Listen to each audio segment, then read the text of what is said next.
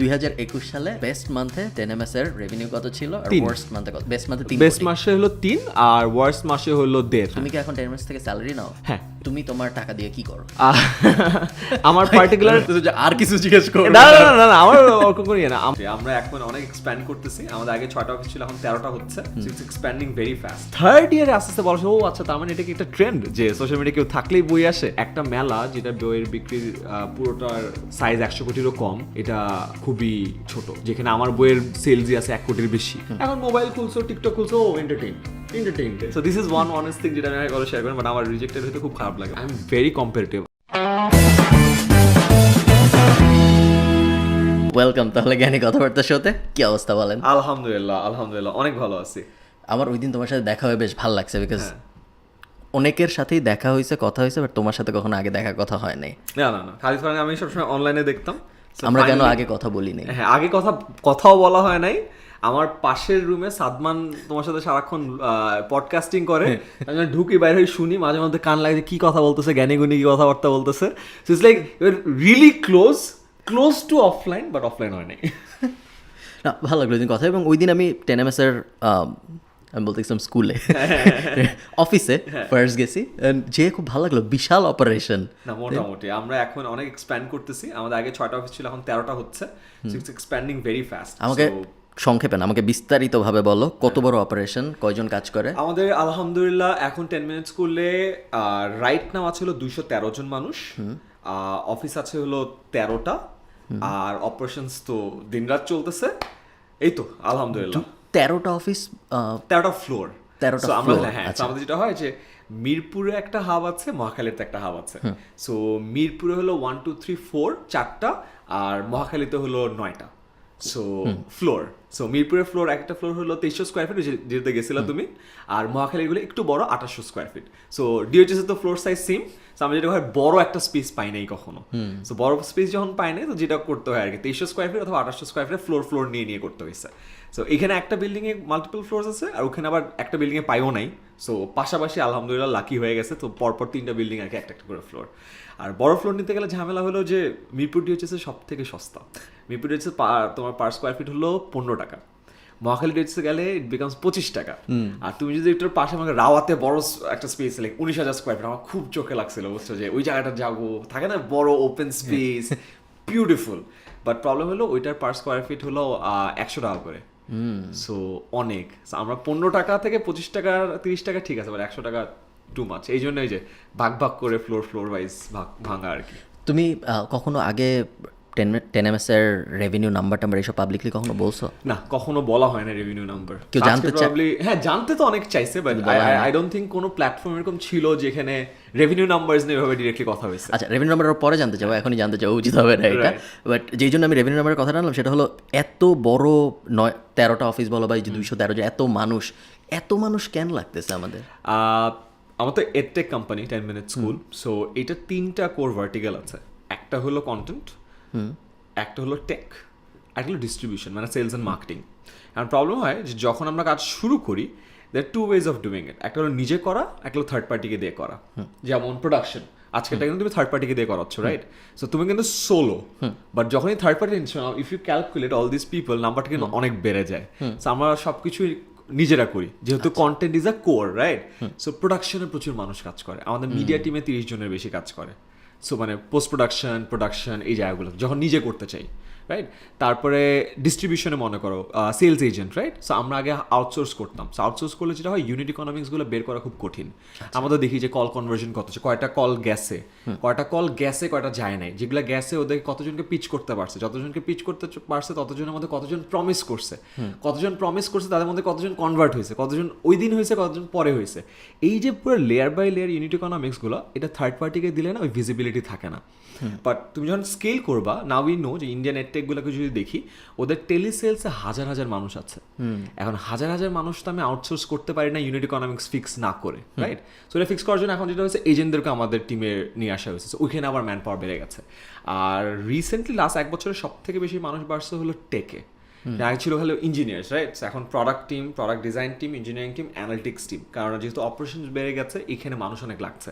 So recent majority হায়ার্স হলো এইদিকে। For example আগে কি ছিল, ওয়েব ডেভেলপার, অ্যাপ ডেভেলপার, এখন কিউএ করার জন্য 5 জন মানুষ আছে। আর আমার কাছে ভাই আরও কিউএ ইঞ্জিনিয়ার লাগবে কোয়ালিটি অ্যাসুরেন্সের জন্য আর কি। সো যখন বড় হইতে থাকে এইসব নিডগুলো চলে আসতে থাকে, এই জন্য একটু লাস্ট 1 বছরে একটা বড় জাম্প আসছে। সো গত বছরে এই অবস্থা আমাদের কত ছিল, 60-70 জন, সো এখন 213 জন। সো এক্সপ্যানশনটা একটু র্যাপিড হচ্ছে। এটি আমি মাঝে মধ্যে ভাবি যে আমরা পুরো ওই দিন তোমার সাথে দেখা হওয়ার পরে পুরো অপারেশনস দেখার পরে বাসায় যে আমি এটাই ভাবতেছিলাম যে আমরা খুব ডিফারেন্টলি আমাদের মানে সিমিলার যে প্রোডাক্ট, ধরো আমাদের একটা কোর্স আছে, তোমাদের অনেক কোর্স আছে, এই সিমিলার প্রোডাক্ট আমরা খুব ডিফারেন্টলি চালাই, একদম পুরো আকাশ পাতাল ডিফারেন্স। আমার কোর্স সাইডে কেউ নাই মানে লিটারালি কেউ নাই, আমি অ্যাপ্রুভ করি স্টুডেন্টদের, জিরো কেউ নাই, এবং কোনো সমস্যা হয় না, খুব ভালো প্রফিট মার্জিন থাকে। ধরো নভেম্বর আমরা 2.5 কোটি টাকা কোর্স বেচি, আমরা হ্যাপি, কারণ ধরো 90% প্রফিট বা টেকের খরচ বাদ দিলে বেসিক্যালি প্রফিট। সো আর ওইদিকে আমি যখন টেনএমসের দিকে তাকাচ্ছি, তুমি বলতেছো কিউএ ইঞ্জিনিয়ার থাকতেছে 6 জন, তো পুরা ডিফারেন্ট একটা অপারেশন স্টাইল। কখনো কি মনে হয় না যে এইরকম না করে যদি আমরা পুরাটাই আউটসোর্স করার চেষ্টা করতাম, থার্ড পার্টি দিয়ে করার চেষ্টা করতাম, ভালো হতো? একটু ডিফিকাল্ট, তার কারণ হলো এডটেকের অনেকগুলো ভার্টিক্যাল আছে। যেমন একটা হলো তোমার ক্লাস 1 থেকে 12, সো প্রোডাক্টটা এক ধরনের, রাইট? তারপরে তুমি অ্যাডমিশন, প্রোডাক্ট একটু ডিফারেন্ট ধরনের, বাট প্রোডাক্ট তুমি বানাইতা, কিন্তু বাকি এলিমেন্টগুলো ধরো টেক এলিমেন্ট, যেটা ধরো অ্যাপ বানাচ্ছি, বা আর কি এলিমেন্ট আছে তোমাদের, ডিস্ট্রিবিউশন অনেকাংশে ধরো, অবশ্য হ্যাঁ টিকটকে তুমি বলছো ইউনিট ইকোনমিক্সের কথা। টেক বা প্রোডাক্টে যেটা হয় যে টেক স্ট্যাকটা তুমি নিজেরও রাখতে পারো, অলওয়েজ আউটসোর্সও করতে পারো। না, it depends on the skill. যেমন আমরা যখন শুরু করছিলাম তখন পুরোটাই ওয়ার্ডপ্রেসে ছিল, right? WordPress, plug and play, easy to manoeuvre. যত দিন যায়, যত আমরা জিনিসটাকে অপটিমাইজ করতে চাই, ইউনিট ইকোনমিক্সের নাম্বারগুলো আসা শুরু করে, আমি অপটিমাইজ করতে যাচ্ছি, ওয়ার্ডপ্রেসে করা পসিবল না, রাইট? সো ফর এক্সাম্পল আমাদের একটা কোর্সের যদি ধরি, যে মনে করি এসএসসি বা এইচএসসির যে কোর্সগুলো আমাদের আছে, ল্যান্ডিং পেজে যতগুলো মানুষ আসে তার মধ্যে মোর দেন 20% মানুষ ক্লিক করে ল্যান্ডিং পেজে আসার আগে চলে যায়। কেন? বিকজ লোড টাইম বেশি। আচ্ছা, এখন ওয়ার্ডপ্রেসে যেটা হয় যে অনেকগুলো প্লাগইনসগুলো থেকে যায়, রাইট? সো ওই টেক ডেটটা সরানো খুব ডিফিকাল্ট হয়ে যায়। বাট যখন আমরা দেখি যে আচ্ছা 20% মানুষ ক্লিক করতেছে বাট জাস্ট ঢুকতেছেই না, কেন? বিকজ যে লোড টাইম, এতক্ষণ ওয়েট করে চলে গেছে। So we can actually work on it. আচ্ছা ঠিক আছে, লোড টাইম কত, পেজের সাইজ কত, এত, আচ্ছা কীভাবে কমানো যায়, সেটা এটা। সো ওগুলো যখন করতে যাই তখন হয় কি, ওই যে থার্ড পার্টি এপিআই দিয়ে বা বিভিন্ন জিনিসপত্র স্ট্যাক করে না করে নিজেদের থেকে স্ক্র্যাচ থেকে করাটা বেটার হয়। আমি তোমার সাথে একমত, কারণ আমি একবার একটা অ্যাপ বানাইতে গেছিলাম অডিও ইন্ডাস্ট্রির জন্য, এবং পুরোপুরি একটা ফেইল্ড প্রজেক্ট ছিল। পুরো আমি মেইনলি আইডিয়াটা ছিল যে মানুষ অডিও বুক কিনতে পারবে অ্যান্ড বাংলা পডকাস্ট মানুষ লোড করতে পারবে, স্ট্রিম করে শুনতে পারবে। অ্যান্ড মোটামুটিভাবে আমরা যে খুব বেশি টাকা পয়সা ইনভেস্ট করছি এরকম না, 10-12 লাখ, গ্র্যান্ড স্কিম অফ থিংসে খুব বেশি না। বাট যে প্রোডাক্ট, ওটাও থার্ড পার্টি দিয়ে করা ছিল, আমরা নিজেরা করি নেই। বাট রেজাল্ট যেটা ছিল ওই সময় আমার শুধুমাত্র একবার মনে হয়েছে যে যদি থার্ড পার্টি দিয়ে না হলে পুরাটা ইনহাউস হইতো, তাহলে প্রবাবলি প্রোডাক্টটা বেটার হইতো। সিম্পল এক্সাম্পল, আমরা যে কেউ চাইলে কিন্তু একটা থার্ড পার্টি প্লেয়ার দিয়ে ওয়ার্ডপ্রেসে একটা নেটফ্লিক্সের মতো সাইট বানায় ফেলতে পারি। লিটারেলি টাকাও খরচ করা দরকার না, একটা ফুল স্ট্যাক ডেভেলপারকে আনো, বলা যে জেডাব্লিউ প্লেয়ার বা ভিমে কোনো একটা প্লেয়ার প্লাগ ইন করো, ওয়ার্ডপ্রেসে একটা সিমিলার একটা ইউআই টেমপ্লেট নাও, দিয়ে ছেড়ে দাও। And compare to that Netflix, right? তুমি যদি এমন একটা মানুষকে আনো যে নেটফ্লিক্সও চিনে না, এটাও চিনে না, ও দুইটার এক্সপিরিয়েন্সে কিন্তু খুব একটা বুঝবে না। বাট যখন ইউজ করা শুরু করবে তখন ছোট ছোট জিনিস সে ওই যে কেন নেটফ্লিক্স বেটার, ওই জিনিসটা বের হয়ে আসে। সো ওইটা একটা পার্টিকুলার সেগমেন্টের পর আমরা বুঝে গেছি যে না, এখন আর পসিবল না। সো তারপরে যেটা হয় যে নিজেরা করা শুরু করছে আর কি। বুঝলাম। তোমার কোর্স স্ট্রেংথ আসলে কি? ধরো তুমি কিউএ টেস্ট নিয়ে কথাবার্তা বলতেছো, বা লাইক ওই যে অ্যাপের যে এক্সাম্পলটা আমি দিলাম ওটা যখন করছি, বা ইভেন যখন আমি আমাদের স্মল স্কেলে আমাদের কোর্সের সাইডে জিনিসপত্র করছি, মেইন প্রবলেম যেটা হয় সেটা হলো আমি ডেভেলপারদের সাথে কথা বলতে আমার বেশ কষ্ট হয়, ল্যাঙ্গুয়েজ বুঝাইতে। প্লাস আমি যেহেতু বাংলাদেশি ডেভেলপারদের সাথে তো কাজ করি না, সো ধরো ডেভেলপার বসে আছে ইউক্রেনে, তাকে বোঝানোটা আমার বেশ কষ্টসাধ্য। ওর কখনো কখনো উল্টা হয়, ধরো ডেভেলপার বসে আছে মনে করো পাকিস্তানে, ওর ইংলিশ আমার থেকেও খারাপ যখন হয়, তখন আবার উল্টা সমস্যা, তখন ওকেও বুঝাইতে আমার বেশ কষ্ট হয়। তো এই যে তুমি মানে টেক ওয়ার্ল্ডটা বুঝলা কেমনে? ওয়ার্ডপ্রেস সবাই জানে, বুঝলাম। ওইটা আমার স্ট্রেংথ বলি, আমার টিচার, মানে আমার কোর স্ট্রেংথ বা আমার কোর পরিচয় যদি বলি যে আমি টিচার। এখন টিচার হওয়ার জন্য আমার স্ট্রেংথ কি কন্টেন্ট বানানো, অ্যান্ড কন্টেন্ট বানানোর সাথে একেবারে অঙ্গাঙ্গিভাবে জড়িত কন্টেন্ট ডিস্ট্রিবিউশন, রাইট? সো আমি বলবো content and distribution is my strength, tech is not my strength. আমি কিন্তু টেকই না, আমি নট আ ডেভেলপার, আমি কিছুই না। বাট যেটা হয়েছে যে লাস্ট 7 বছর ধরে টেকের সাথে কাজ করতে করতে নো হাউটা হয়েছে, যে প্রসেসটা আমি জানি যে কীভাবে কাজটা হয়। অ্যান্ড ওই প্রসেসের মধ্যে আমার সব থেকে মজার জায়গাটা হলো ইউআই নিয়ে কাজ করা, ইউআই অ্যান্ড ইউএক্স নিয়ে কাজ করা, মোস্টলি ইউআই। অ্যান্ড আমি ভেরি ভিজুয়াল পার্সন, যেমন আমি যখন বই লিখি আমি ফার্স্টে কাভারটা বানাই, আমার কাভারটা দেখা লাগবে, লাইক মানে গুগল ডকে আমার ফার্স্টে কাভারটা ডিজাইন করে আমি কাভারটা রাখি, আচ্ছা ঠিক আছে, নাও আই ক্যান সি ইট, এখন আসলে শুরু করো, রাইট? সো আমার জন্য ইউআইটা ইজ ভেরি ইম্পর্টেন্ট। যেমন ইউএক্স যেমন ইউএক্সটা আগে মানুষ ডিজাইন করে, রাইট? ইউজার এক্সপিরিয়েন্সটা কেমন হবে, বাট আমি যখন করি আমি আমার ডিজাইনের সাথে ডিরেক্টলি বসে চলো বানাই এটা আমার জন্য ভাবতে সুবিধা হয়।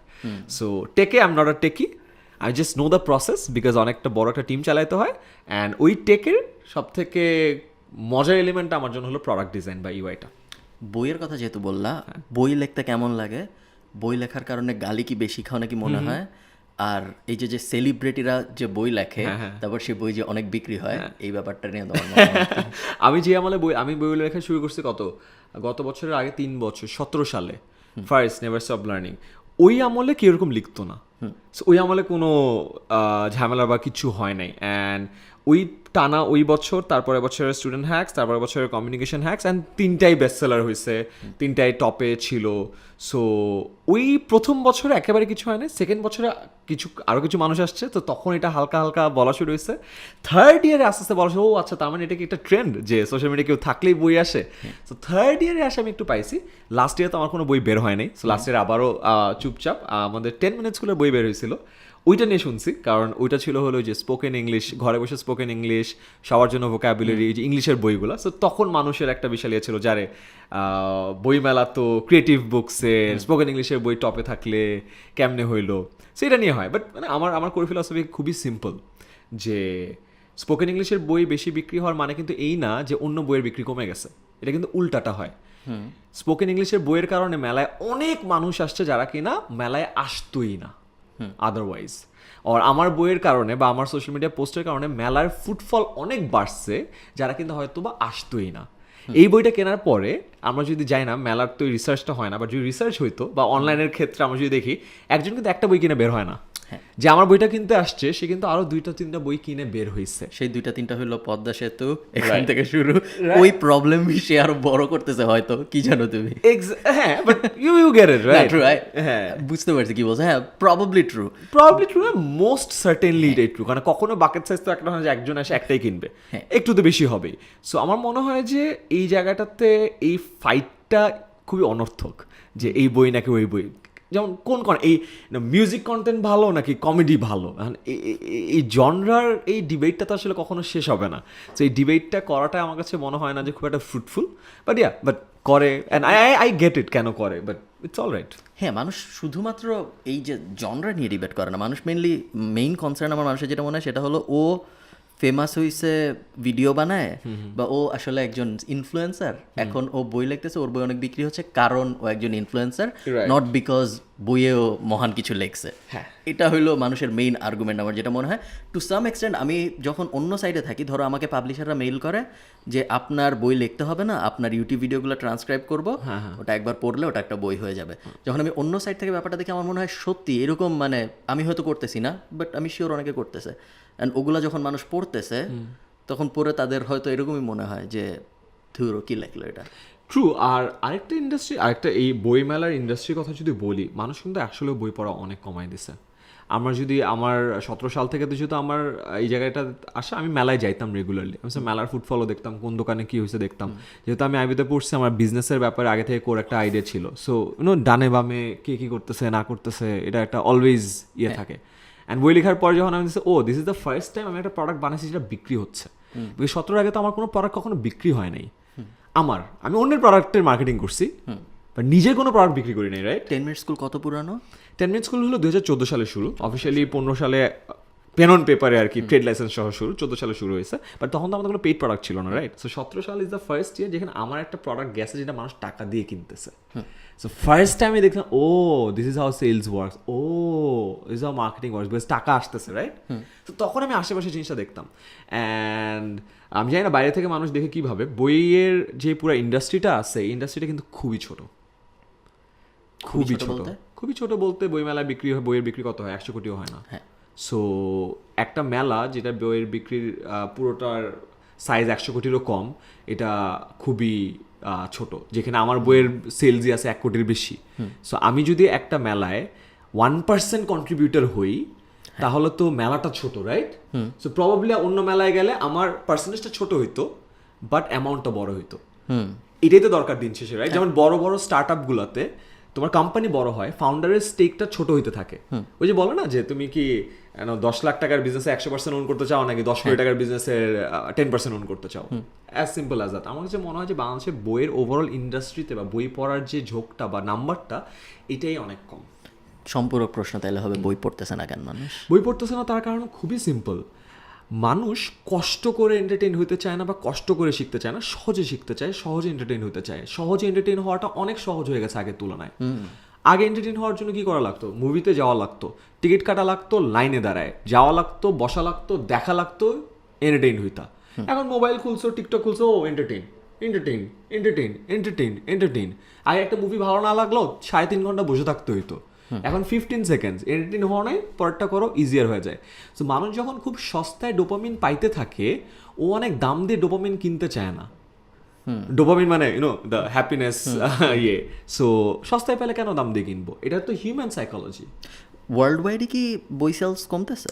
ওয়ার্ল্ড ওয়াইডের ডেটাটা আমার কাছে নাই, সো আমি প্রপারলি বলতে পারবো না, বাট বাংলাদেশেরটা আছে, সো ওইটা থেকে যদি বলতে পারি আর কি। এই আর্গুমেন্টে ওয়ার্ল্ড ওয়াইডও কমা উচিত, তাই না? হ্যাঁ, মেবি আমি ওয়ার্ল্ড ওয়াইডের কাহিনীটা জানি না। আয়মান বলছে ওয়ার্ল্ড ওয়াইড কমতেছে। না আমি জানি না।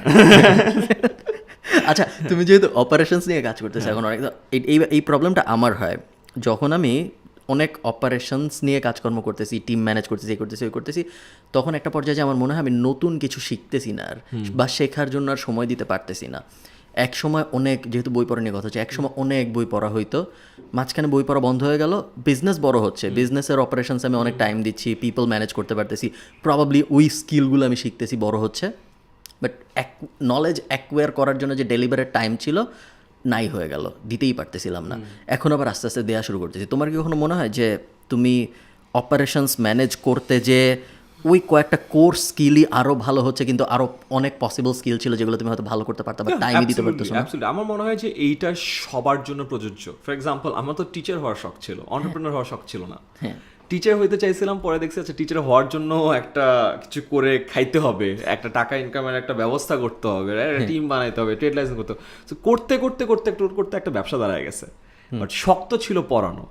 আমি অফলাইনে পড়াইতাম কোচিং সেন্টারে, সো কোচিং সেন্টারে ম্যাথ পড়াইতাম আর অ্যানালিটিক্যাল স্কিলস পড়াইতাম।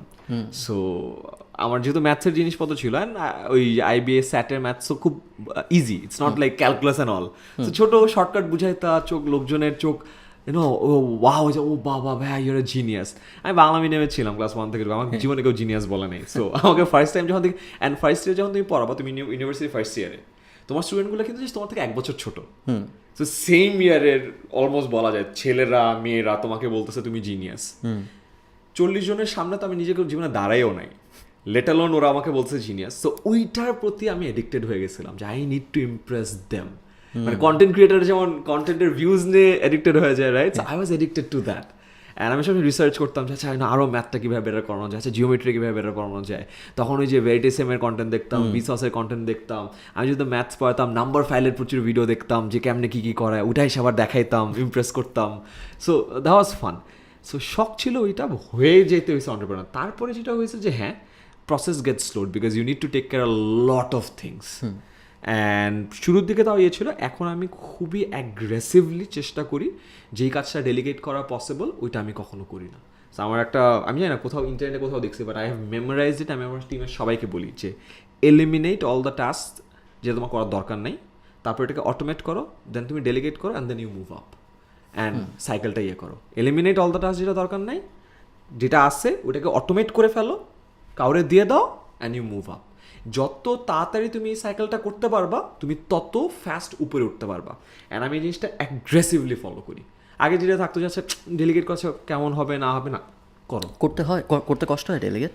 না এখন আর হয় না, আগে হয়তো কিছু জায়গায় তো of course you have to compromise a bit, right?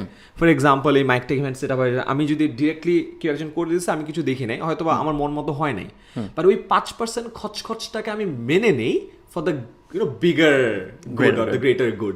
So ওই জিনিসটা আমি খুব অ্যাগ্রেসিভলি ওই জিনিসটা এখন ফলো করার চেষ্টা করি। আর যদি দিন শেষে বলো না, there are few things that you won't ever get, that is time, এটা পসিবল না। So I try to ensure যে what are the other leverages that you can use, HR মানে হিউম্যান রিসোর্স, অন্য মানুষ অথবা মানি, রাইট? সো তোমার মানি অথবা তোমার মানুষজনকে দিয়ে যদি তুমি জিনিসটা করতে পারো, টাইমটাকে সেভ করতে পারো, ইউ ক্যান অ্যাকচুয়ালি এক্সপ্লোর, যেটা বলতেছিলাম যে other things in the world যেটা হয়তো আমাদের এই জীবদ্দশায় এক্সপ্লোর করা হবে না। So you can get a bite of it. এই নভেম্বরে আমি এই যেহেতু কোর্সের এক্সাম্পলটা আসলে, এই নভেম্বরে আমি 4,500 মানুষকে মোটামুটি অ্যাপ্রুভাল দিছি। আমি নভেম্বরের 21 তারিখ দেশে আসছি এবং তখনও আমাদের ব্ল্যাক ফ্রাইডে ডিসকাউন্ট প্রায় শেষের দিকে। তো নভেম্বর 30 তারিখ, নভেম্বর যে কয়দিনের হয় 30 তারিখ পর্যন্ত, এবং প্রত্যেক দিন রাত 4টা-5টা পর্যন্ত আমি অ্যাপ্রুভাল দিচ্ছি। এবং তখন আমার প্রত্যেক দিনই আমি যখন ইমেল খুলতেছি, প্রত্যেক দিনই আমার মনে হচ্ছে যে আমি ডেলিগেট করতে পারি। কিন্তু এই ডেলিগেট করার যে ভয়টা, যে ডেলিগেট করব, ও অ্যাপ্রুভাল দিবে, আমি জানি লজিক্যালি, আমি বুঝতেছি যে আমার ডেলিগেট করা উচিত, 4,500 অ্যাপ্রুভাল দেওয়ার কোনো মানে নেই, কিন্তু দিতে বেশ কষ্ট হয় আমার। একটু কষ্ট হয় শুরু, এটা সবারই, অ্যান্ড যে কোনো লেভেলে তুমি যেদিন দিয়ে দিবা তারপর দিন যেন হ্যাঁ একটু আগে দেওয়া উচিত ছিল, রাইট? সো এটা বাট এটা আমি আমার টিমের লিডদেরকে সবাইকে বলি, eliminate, automate, delegate, move up, or else you won't move up. Because আমি দেখছি যে আমার লাইফের 10 মিনিটসগুলো আমার বৃহত্তর একটা সময় যে মানুষকে ফিডব্যাক দিতে। এবার আমি খেয়াল করছি আমার ফিডব্যাকগুলো কীরকম হয়, আমার ফিডব্যাকগুলো খুবই রিপিটেটিভ হয়, রাইট? মাইক্রো ম্যানেজেরিয়াল হয়, অ্যান্ড এমন হয় যে জিনিসটা অলরেডি কোনো না কোনো একটা এসওপি বা চেকলিস্টে লেখা আছে। তাই আমি আমার সব লিডদেরকে নিয়ে লাস্ট কয়েক মাস আগে মাল্টিপল সেশন করছি। সো ইটস লাইক আমি একটা পার্সোনালি একটা সেশন নিয়ে আমার লিডারশিপ টিমকে, যে becoming a better manager, so ওরকম ইয়ে আছে, সো ওইটা আমি নিজে নিতে চাই। So giving them the core ভ্যালুজের সাথে মিলায় জিনিসটা বলা। সো একটা স্লাইড আছে যে be mindful of the feedbacks that you give and receive. So আমি যে ফিডব্যাকগুলো দিই, যে আমি খেয়াল করছি repetitive, micro manager, already existing in the SOP, that means আমি স্টাক। সো আমি এমন কোনো ফিডব্যাক দিব না যেটা মাইক্রো ম্যানেজার, আমি এমন কোনো ফিডব্যাক দিব না যেটা রিপিটেড। আমি সেকেন্ড টাইম যদি ফিডব্যাক দিতে হয়, সামথিংস ব্রোকেন, সো সিস্টেমটা সলভ করো and then you move out. So এটা খুব অ্যাগ্রেসিভলি ফলো করি, সো ইট হেল্পস। 10 মিনিট স্কুলে কি তুমি নিজে যে মানুষ হায়ার করো এখনো, যেহেতু টিম লিডদের কথা বলতে আসতেছে, আলাদা এইচআর টিম লিড বসে, টিম লিড বেসিক্যালি এখনো সোর্স করে ফর সিনিয়র হায়ার্স, প্রোডাক্ট, টেক, এগুলো তো একটু অনেক সময় নেওয়া লাগে সিনিয়র হায়ারগুলো, আর তারপরে এইচআরের সাথে কোঅর্ডিনেট করে, 2 টিম ইন্টারভিউ নেয়, হয়েছে। Unless it's a senior role, like যেমন আমরা কিছু সিনিয়র রোলে লিখছি, লাইক ব্র্যান্ডিং, যেমন রাফসান আমাদের ব্র্যান্ডিং লিড হিসেবে জয়েন করছে, সো ওরটাতে আমি ছিলাম। অ্যান্ড আমি যেগুলোতে বসে, ওগুলো খুব একটা ইন্টারভিউ হয় না, সো যেহেতু একটু senior role, more of a discussion, what you think, হবে নাকি, হোয়াট ইউর প্ল্যান, যে টেলিমের সাথে কী করতে চাও, বা তোমার লাইফের অ্যাসপিরেশনস কী, so more of a adda আর কি। রাফসানের কথা থেকে মনে হইলো, মোটামুটিভাবে আমি যতজনকে চিনি এই এডটেক স্পেসের বলো বা ইন জেনারেল সেলিব্রিটিস যারা আছে, মোটামুটি সবাই 10 মিনিট স্কুলের সাথে কাজ করার জন্য পাগল। আলহামদুলিল্লাহ, that's a good sign, very good sign, that's a good sign. আমরা এখনও পারফেক্ট না, বাট আমি অনেক চেষ্টা করি এই জিনিসটা করার। স্পেশালি আমি দেখি যে বাইরের দেশগুলোতে তারা অনেক চেষ্টা করে মানুষজনকে ধরে রাখার। আমি দেখি বাংলাদেশে মানে যেহেতু আমি কোম্পানির ওনার, মালিক পক্ষের না একটা ইয়ে থাকে যে না আমি চাকরি দিছি, আমার ইয়েতে এতগুলা পরিবার চলে। আমি কাইন্ড অফ এটা উল্টাভাবে দেখি যে ও আমার জন্য কাজ করতেছে, আমার কোম্পানির জন্য, so I need to make him impressed যে এইটা কেমনে করা যায়, এটা করা যায়। সো লাস্ট 1 বছরে এরকম অনেক সিনিয়র হায়ারের ক্ষেত্রে বেসিক্যালি তুমি ইন্টারভিউর কথা বলো না, অ্যাকচুয়ালি আড্ডার ক্ষেত্রে যদি বলি কে বেশি প্রেশারে থাকে, আমি বেশি প্রেশারে থাকি। আমাকে ওকে ইমপ্রেস করতে হবে আসার জন্য, ইটস মোর লাইক আমি ইন্টারভিউ দিচ্ছি, ওকে আদর করতেছি যে বাবা আসো আসো, সো আদার ওয়ে অ্যারাউন্ড। মাশাআল্লাহ, ইউর ভেরি হাম্বল। এরকম না হইলেও হইতো, আমি যদি ওরকম জায়গায় থাকতাম আমি মনে হয় না এত হাম্বল থাকতাম। এমনিতে আমি মানুষ হিসেবে কম হাম্বল, ওটা একটা কারণ হইতে পারে, বাট ইন জেনারেল আমার মতো ব্যাপারটা চলে আসতো যে পাবোই তো আরো কয়েকটা। হ্যাঁ, বাট বুঝো আমি বড় বুঝছো তো বুঝি পয়েন্টটা, যে আরেকটা জিনিস আমি শিখছি, বাইরের বেশ কিছু কোম্পানিতে যাওয়ার পর অ্যান্ড স্পেশালি যেহেতু আমাদের ইনভেস্টাররা আছে ওদের যে মিটিংগুলোতে ওরা সবসময় একটা জিনিসের কথা বলে যে hire the best people. So আমাদের যেটা হয়েছে লাস্ট অনেক বছরে যেহেতু আমাদের অ্যাফোর্ডেবিলিটি ছিল না, সো আমরা অনেক সময় আমরা যাকে দিয়ে কাজ করা যায় ওকেই নেই। আমরা না কখনো বেস্ট মানুষটাকে রিচ আউট করার সাহসই করতাম না, রাইট? সো আমরা যেমন এখন ইউনিলিভার থেকে মানুষ নিয়ে আসছি, যে আমাদের হেড অফ সেলস ইউনিলিভার ছিল, ওকে নিয়ে আসছে। আফসান গ্রেতে কাজ করে, লাইক বেস্ট এজেন্সি, ওকে নিয়ে আসছে আমাদের ব্র্যান্ডিং এতে।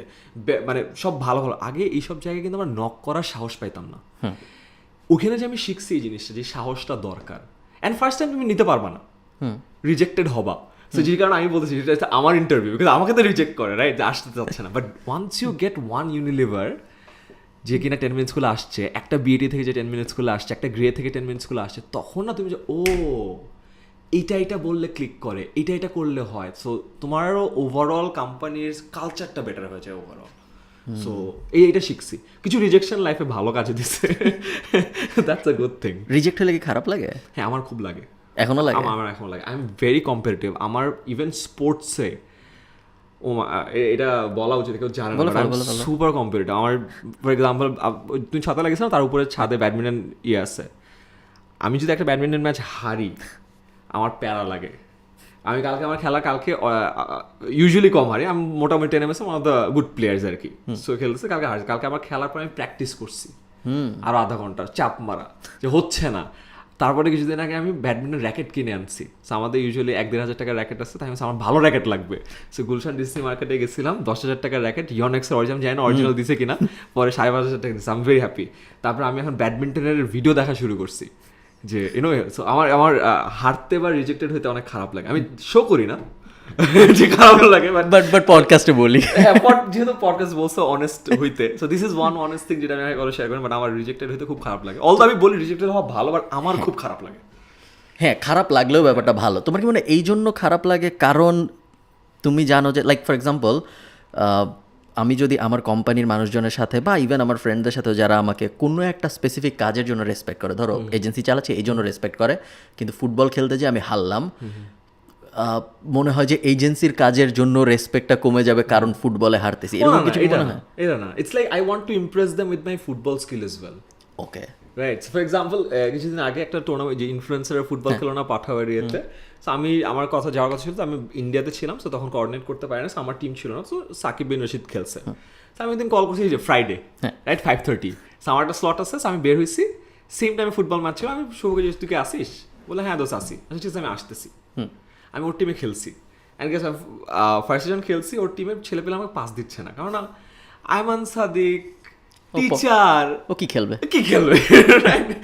সিনিয়র মানুষ, তো পাস দিচ্ছে না। সো তো ফার্স্ট টাইম বল পাইছি, এটার ভিডিওতে আছে, আমাকে এখন রেকর্ডিং দিচ্ছে না। ফার্স্ট বল টাচ করছি, একটা ঘুরাইছি, মারছি, গোল। সো ওরা আচ্ছা পারে, ওদের ক্যাপ্টেন বলছে ভাইরে বল দে, ভাই প্লেয়ার আছে, বুঝছো। তারপরে বল দেওয়া শুরু করছে, ফাটায় গোল টোল দিছি, আর যেটা শুট টুট করছে, চিয়ারটে করছে, সবাই অনেক অবাক। অ্যান্ড ওই যে দেখো, আমার ছোটবেলায় যে অ্যাডিকশনটা ছিল, যে মানুষজনকে ম্যাথ দিয়ে ইমপ্রেস করছে, অবাক হয়েছে, আই থিঙ্ক ওই অ্যাডিকশনটা এখনো আছে। It's sometimes it's maths, sometimes it's football, so I love that. So it's fun. So ওই জন্য হারতে ইচ্ছা করে না, বাট আমরা ফাইনালে হারছি। আর আমার খুব মেজাজ খারাপ হয়েছে। আমার ফার্স্ট ম্যাচে 3-0, পরটা 4-0, তারপরটা 6-0। আমরা তো ফাইনাল এমনি জিতবো। সো ফাইনালে ওদের একটা কিপার আসছে, কিছু কিপার আগে ছিল না। সো ফাইনালে ওরা কোনো 0-0, 0-0, পরে পেনাল্টিতে যায় হেরে গেছে। আমার খুব মেজাজ খারাপ, বাট সামনাসামনি দেখেছে, no problem, it was a good match, এটা ওইটা। বাট আমার পেনাল্টিতে হারা না, একটা ড্র।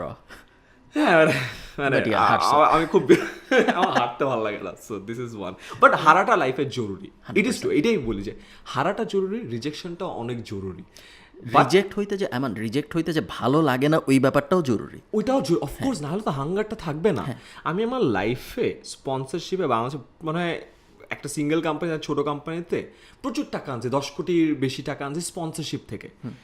বাট ইউ নো যে একটা স্পন্সরশিপের একটা পাইতে গেলে কতগুলো রিজেক্টেড হতে হয়, right? And my 5 years of starting life of my entrepreneurship was this rejections, and it was brutal, খুবই বাজে, বাট ইট ওয়াজ নেসেসারি। এটার কারণে অনেক শ্যাকল ভেঙে ফেলছি। সো আমার আর ওই প্যারাটা নাই। হ্যাঁ, গেছি, পিচ করছি, হইলে খুবই ভালো, না হইলে খুবই মেজাজ খারাপ, but it's all right. I shrug it off and I'll go again to pitch it. So ওই জিনিসটা দরকার আছে। ফুটবলের ওই সময় বলতাম এই ওই সম্পূরক প্রশ্ন, তারপরে আমি এই পয়েন্টে আসতেছি, সেটা হলো তোমার কি মাঝে মধ্যে মনে হয় যে এখন একটা পর্যায়ে তুমি চলে আসছো যেই কারণে ইভেন ডুইং একদম bear minimum is good enough for a lot of people? Like ধরো তুমি যদি গোল দিতে নাও পারতা, তুমি যদি জাস্ট একটা ভালো কাটাইতা, তাতেও মানুষ অনেক ইমপ্রেস হয়ে যেত বিকজ তুমি অনেক হাইলি রিগার্ডেড এনিওয়েজ। হ্যাঁ, যে টিচার বাট ভালোই তো খেলে। ভালোই তো খেলে। ওই দিন আমি স্ট্যান্ড আপ কমেডিতে যে হ্যালো সবাইকে বলছি, এরপর মানুষ 10 মিনিট হাসছে। এত ফানি তো কিছু বলি না আমি ডেফিনেটলি। লাইক মনে হয় আমি বুঝতে পারবো না আর কখনো যে আমি আসলে কোনোদিন ভালো স্ট্যান্ড আপ কমিক হইতে পারবো নাকি। ট্রু, হ্যাঁ, এটা ট্রু যে অনেক সময় অনেক লো এফার্টেও, বিকজ সিন্স মানুষ একটা ইনফ্লুয়েন্সের কারণে বা একটা ওই যে মানুষের মাথায় একটা পারসেপশনের কারণে যেটা হয় যে ওইটার ম্যাগনিফাইড হয়, ইটস ট্রু। ওটা আমি বুঝি, I am aware of that. যে আমি কোনো রুমে যখন ঢুকে আমি বুঝি যে কে একটু শেকেন বা কে একটু অবাক হয়েছে, ওটা আমি বুঝি, বাট আমি ওটা বলি না বা ইয়ে করি না, বাট আমি বুঝি। বাট তখন আমার ইমপ্রেস করার ইচ্ছাটা আরেকটু যে বললাম একটু কম্পিটিটিভ, তাছাড়া একটু তো ইমপ্রেস হয়েছে, ও তো একটু শেকেন, ওকে আরেকটু ইমপ্রেস করি, রাইট? সো ইউনো মানে ওই যে ওই বললাম ওই অ্যাডিকশনটা রয়ে গেছে।